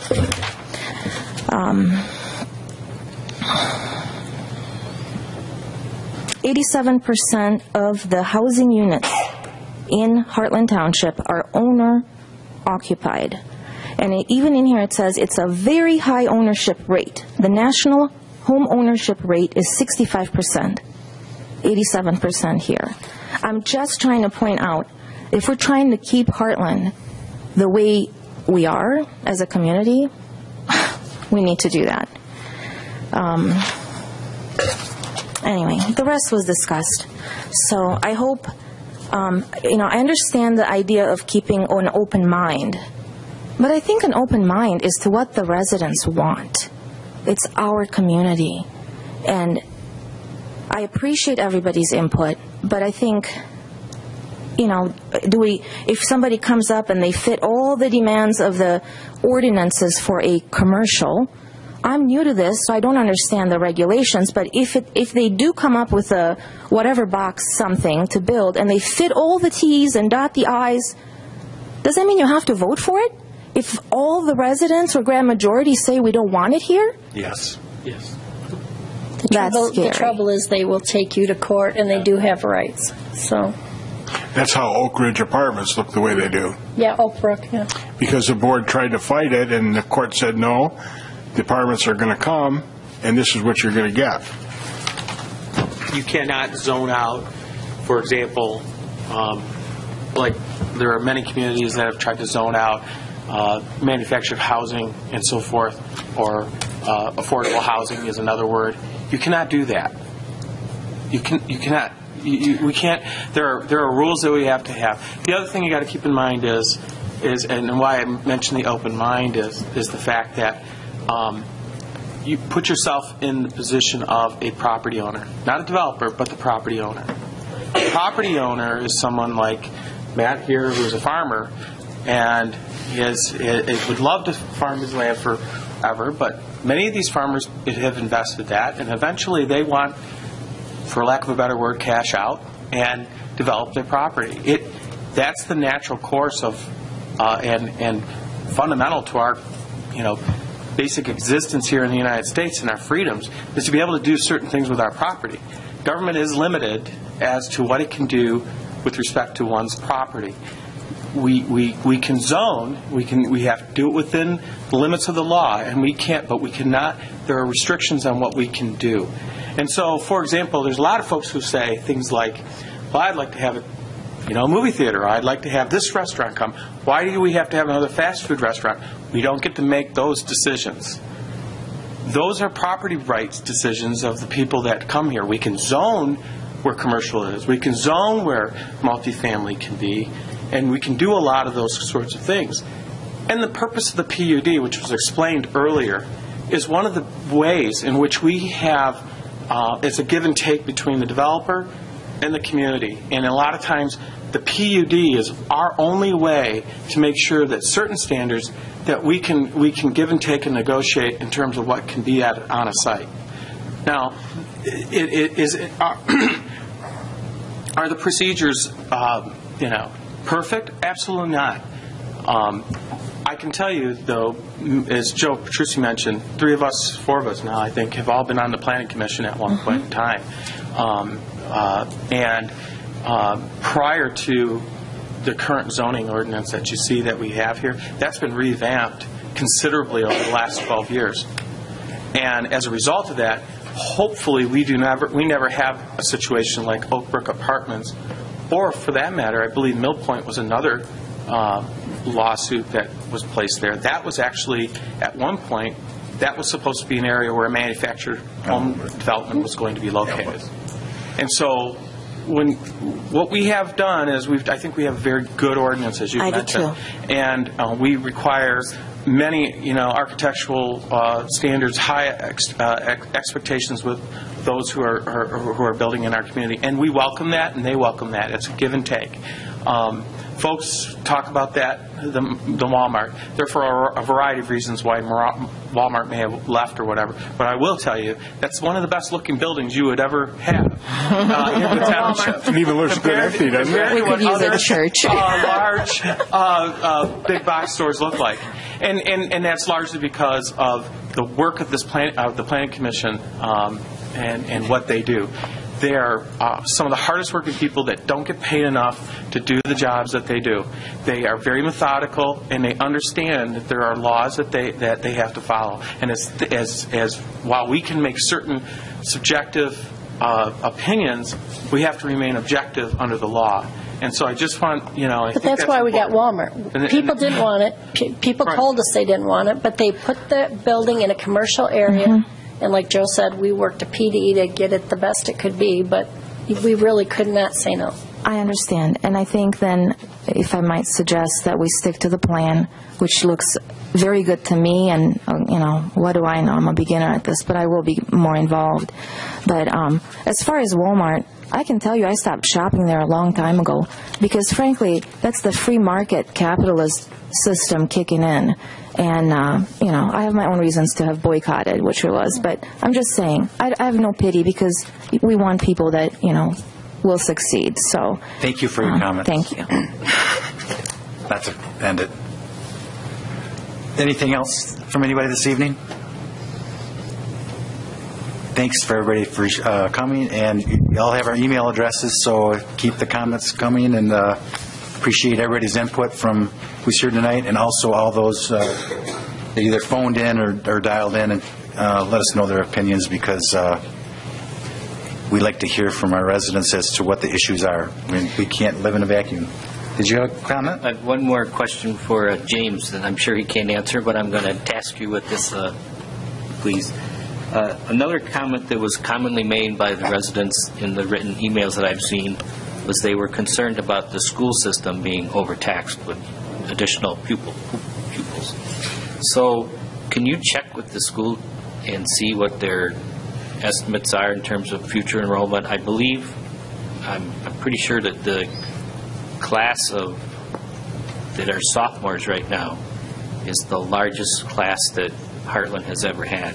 Yes. When I graduated in 1978, there were 225, and I don't know if they're 3 times that size. In the whole school, probably. No, that was It was in the single room. You're thinking about my dad's class. Okay, I wanted to say one more comment, too. Mark Roberts talked about the young professionals, and I had that in my notes, too, because I raised 3 of those, and they don't move to the suburbs. They're looking for cities where there's activities and action and jobs. They're going to Royal Oak, Grand Rapids, Ann Arbor. They're not moving out here to the suburbs. And secondly, I'm the chair of the Senior Center, and I can tell you I don't have any senior friends up there telling me that they're going to spend their golden years living in an apartment on the busiest corner of M59 and US 23. And I did keep an open mind. Yeah. I kept an open mind. I watched that planning commission meeting, and I've listened to the residents. I've read the entire comprehensive plan. I think I had an open mind right till I came down to a decision. James? We have regular proactive conversation with the schools about the developments that are in the queue. They know what's potentially coming. They've seen our market study as well, and they're prepared for it. They have contingency plans, and they don't have any objections to any of this. They're prepared for it. Probably, I mean, if we see the kind of growth that the best case scenario type of growth that is coming from these proposed developments, it'll probably be similar to what you saw before. You'll start seeing temporary classrooms for a little while until they have a critical mass enough to justify another building. The high school, you're right, the sophomore class is, I think, 550 or something like that. Is their largest. The second largest is the junior class right behind them, or right in front of them. So that school was designed for 2,400 students, the high school, so there's still room for high school growth. So they're prepared. Thank you. Yeah. Okay, let's move on to item number 8A, which is Road Commission Agreement, Pleasant Valley Road. Manager Whitman. Thank you, Mr. Supervisor. You've seen a few of these agreements now. This is to move forward with the road plan to put down some new limestone down there and do some drainage improvements.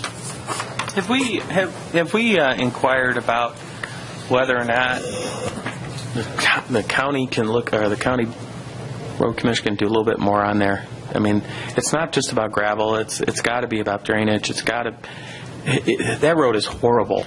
And it gets traveled from everyone from Fenton and Highland all the way, making their way to the highway as an alternative to Milford Road and 23. And I live off that road. I think I've spent a ton of money on my vehicle. My neighbors routinely text me about how bad the road is, and I really think that it's time we looked at it. It's the only section, again, that's unpaved all the way to practically Flint to all the way past Ann Arbor. When you look at the road, you can drive on pavement from Commerce Road all the way south, and you can drive north from just south of M59. I just simply think throwing gravel down at this point when we should be paving that road needs to get paved. I'm sorry, but it's a health and safety. Our fire trucks and everyone else that need to get back there. Once that development comes on 59 and 23, or 59 in Pleasant Valley, when that comes, there's going to need to be a need down there. So something needs to be done. And I know Mike Crane always says, "Yep, if we had more money, we'd do it." But we really need that. We need that taken care of. I wish Mr. Vaupel was here, because I think we should make him drive up and down that road. Maybe get an idea. Certainly, anytime we're talking to the Road Commission, we're advocating for the more global solution to come someday. You recall the last conversation we had on that is my talking with Mr. Crane. He did indicate that probably the next best step is to go ahead and do this, because there's not a realistic path in the next 5 years to paving. And this would be probably a good use of the millage fund, is to partner with them to do some survey work and boring work to start the engineering process, and to take those incremental steps that are closer to that better solution someday. Well, I think I'm going to vote against this, not because I think the road doesn't need improvement. I think it does, but I think we're wasting money by not paving it and going.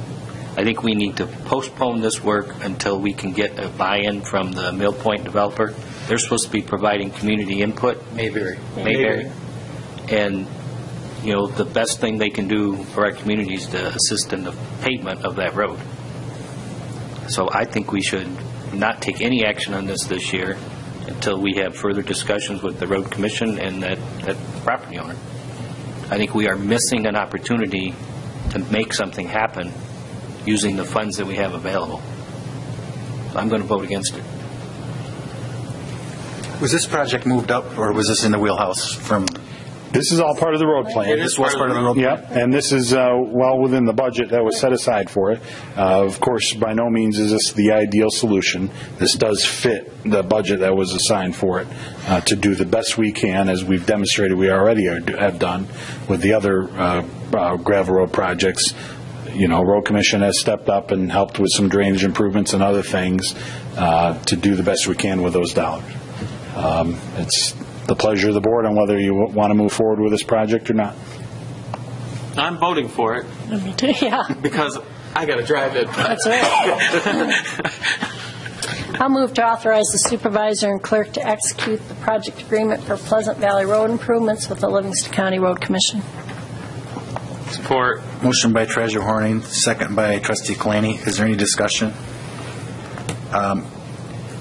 I've driven that road as well, and it does need a lot of drainage work and tree work, and my assumption is that those things would have to be done anyway down the road, at least from a starting standpoint, and I don't think we can wait much longer.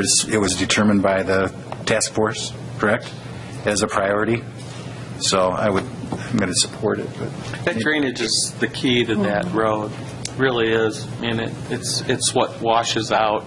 I mean, you need some gravel. They put gravel on recently. I mean, they came through, probably maybe 4 weeks ago or something, put all this gravel down, and then we had a rainstorm, and it just all went off to the side.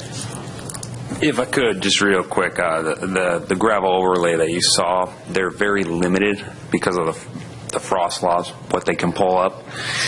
Generally, when a road has that much moisture in it, you throw more gravel on it, it just turns into mud, and it just gets worse. They're doing the best they can, given the seasonal challenges this year. Every time it looks like spring's here, we need a press release. We tend to get more cold weather. Long story short, they're doing the best they can. I would direct you guys to look at the other projects from last year where they did improve the drainage. I did a report last year on that. They do substantial improvements, and I do believe that it certainly adds value in addition to the road surface. So I think you'll be pleasantly surprised by the drainage improvements. I don't want to misrepresent that they'll do the best they can within the scope of this budget with the drainage. It's not going to be perfect, but I think they've shown with the other projects we did last year that they do make very good progress on that. So. And I would just add that I agree that we have made good progress on the roads that we've improved, but those were roads that were none of them were as highly traveled as this one. Yeah. Clyde Road really is significantly better. So I'm not opposed to improving the road. I think we should spend our money wisely and do it right the first time. I just wish we had the money to do it. That? Say that last part again. I said if we're going to be spending our township money, we should spend it for a permanent solution, not another temporary thing. I agree with that. Well, maybe the county will go in with this 50-50. And I'm just saying... $3.8 million total. How much? 3.8 total. For just that little bit? And all that work we're doing over with... How much is the... 6. Okay. This one Osceola is not willing to split with us. There's a reason that these things aren't paved, because they're expensive. It's the highest. But at the end of the day, I mean, we're right at the triangle of development in this county. You got Howell, Brighton, Reno, and you have Hartland at the other corner. It's about time that they start looking, the money gets spent. See, we've just spent 2 hours talking about traffic at 59 and 23, which is already designed to handle so much more traffic than this road ever was designed for. That's a good point. And a large part of it is through swampland. And I don't care how much drainage you do, you can't drain water away from the lowest point of the road. I mean, it doesn't work. I agree with you. You're spending a lot of money to build the road bed up, and it's going to deteriorate because there's nothing to hold it in place. So I'm apologies to everybody that lives on that road, and I travel it myself, but I don't think it's wise to not further the discussions with the developer who's going to, how many houses are coming there? Same number as this other place close? Probably 400. 500, yeah. 500. You think how bad the road's going to be. Look at Dunham Road. That's a road that they put in, upgraded when this high school was built. Yes? Between Clark and... Twice. All the way up to Bullard Road, actually, right? 2 times that thing's had overlay. And it's terrible. Even if you grade it tomorrow, it's going to be, next time it rains, it falls apart. There's no... This gravel, the limestone, it's an improvement, but it's not permanent. It's period. And you go on down any dirt road in this township, the reason we've got potholes, and my section between Hibner and Dunham is no different, is because the water doesn't drain off of it. I live on a bathtub. I know exactly what you're talking So about. do I. It's paved, Or don't live, supposedly. I work on it. And I know I was on that road planning commission, or whatever it was, the road task force, and I know this road needs help, but I think we need to, before we spend the money, we should exhaust every opportunity we have to get the most value out of that money as we can. That development is coming in shortly. Will they be having in that preliminary their added benefit? You already have. It will be a part of it. I think you need to make sure you have reasonable expectation of what they might contribute. Right. I mean, on a $3.8 million project, there's only so much. I mean, you've seen what other PDs have offered in the way of community benefit. It'll maybe put a small dent in it, but it's still a big bill. I think the issue is certainly was study. It wasn't through the task force. I appreciate the sentiment. It was in the plan. We're working to carry out the plan. If the board wants to take a different direction, let me know. I think one thing you have to take in consideration, Matt, is that today's market is much different than it was 5 or 10 years ago. The margins aren't there like they were 10 years ago for these developers to come in and take raw land and develop it into a community. Because those margins aren't there, I don't think you're going to get what you expect to get like we've gotten in the past. Mm-hmm. So you have to take that all in consideration, that it's just not there. I mean, they can come, and it's almost, I don't want to use the word blessing, but it's almost a surprise to get a new project coming in under development. And the only reason that one is coming in is because now the projects that were half built, half done, where the lots were already developed, are just about gone now. And the developments the building that took place in those developments was done because the builder was able to buy those lots that cost $35,000, $45,000, $55,000 to build out. He bought them for $5,000 or $10,000. So he was able to sell the houses in a lousy market because of that discount. Well, that market is just right now just starting to come back. I don't know of any banks in the entire area that are doing development loans yet. They still won't do them because of the risk that's involved with it. But they're starting to talk about it now. So, and that's a good thing, because as those developments come in and the margins come back, then all of the housing in the area will also increase in value, and that's where the your house will be worth more money because of that. But up to this point, we haven't had that luxury, and the margins aren't there, and I'm not so sure they're going to be there for the developers coming in off of Fenton Road. So keep your expectations that there's going to be some type of a community investment, but I don't think it's going to be like it was in the past. I just don't. I don't think they'll agree to that. Just trying to be realistic, that's all. Okay. Any other comments or questions on have a motion and support? Being none, all those in favor say aye. Aye. Aye. Those opposed, nay. Nay. Matthew Jimrini. Thank you. Item number 9 is our board reports, and we are in our first meeting in April. And we start with Clerk Shofu. I have no report. Treasurer Horning. No report. Trustee Kalani. No report. Trustee Germain. Question for Treasurer. Should we allocate more funds for Corey's continued employment? I understand you're down to one person now for a while, and if we have April 1st, we have a new budget. She's back. Okay. Yeah, thank you. She came back on April 1st, so we're good. Trustee Harper. No report. Trustee Petrucci. I don't have any report tonight. I have nothing this evening. We'll go to manager's report. Thank you, Mr. Supervisor. A couple things we asked you to bring your calendars for. One, we're trying to schedule a work session, special meeting to discuss the park, Settlers Park, and the pavilion.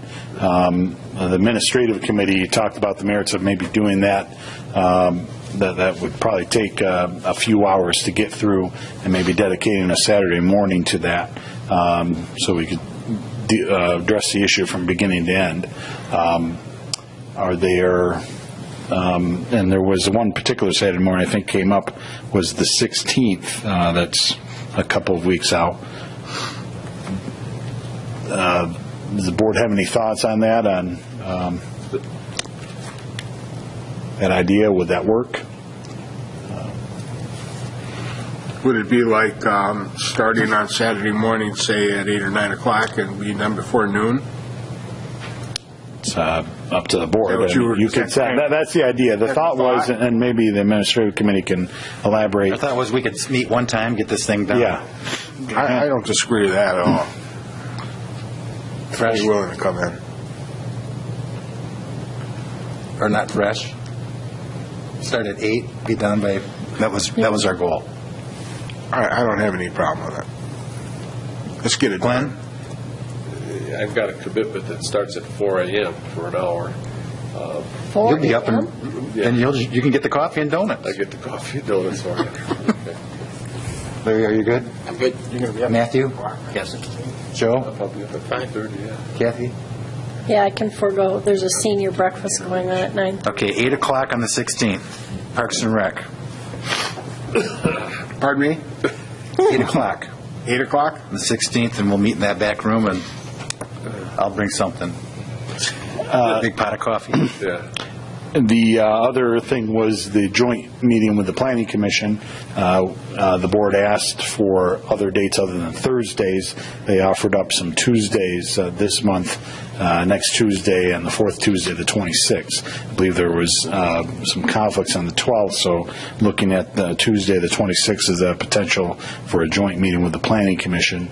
Would that work for the board to do that? Were we thinking about starting that at 6:30, if possible, if that's okay with the board? Our joint meeting? Anybody have a conflict? Looks like we're good for right now for the 26th. Okay. A couple more highlights real quick from the operational report. I did want to draw your attention to Clyde Road, that there's an opportunity there that's come up. Talking with the Road Commission, that we would recommend us consider.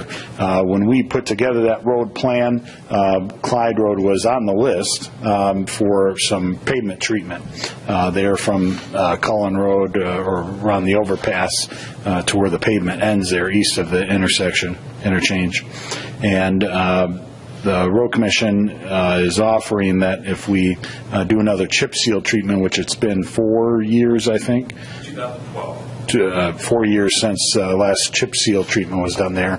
It's an ideal time for it. It's a good preventative maintenance measure, and they'll match the money on it to get some pavement preservation money out of that. It's a good project. I think it's a good leverage of the millage, and just wanted to bring that attention to the attention of the board. You may recall during the plan, because the chip seal had just been done in 2012, we kept it in the plan, but we said, well, this was just done.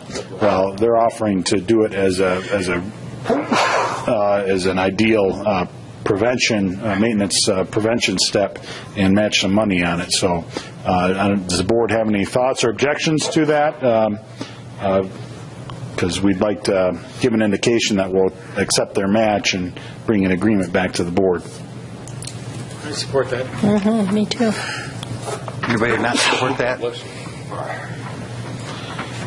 So you'll come back with an official proposal for us? Yes. Yep. Is that road chip sealed to begin with? Or was it originally an asphalt and they chip sealed on top? I don't. My understanding was it was a patch in many different areas. The chip seal made it a uniform surface. I'll phrase it that way. But there was asphalt patch, and then there was chip seal, and historically it's been patched multiple times with different needs. And what would you rate that road?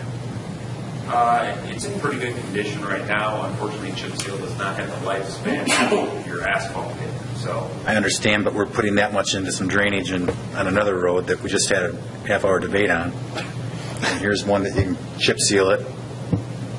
Probably for, I don't know. That's a discussion we need to have.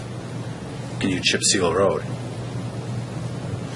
I know I'm going down a Rabbit hole. wrong way, but would you say it was $250,000?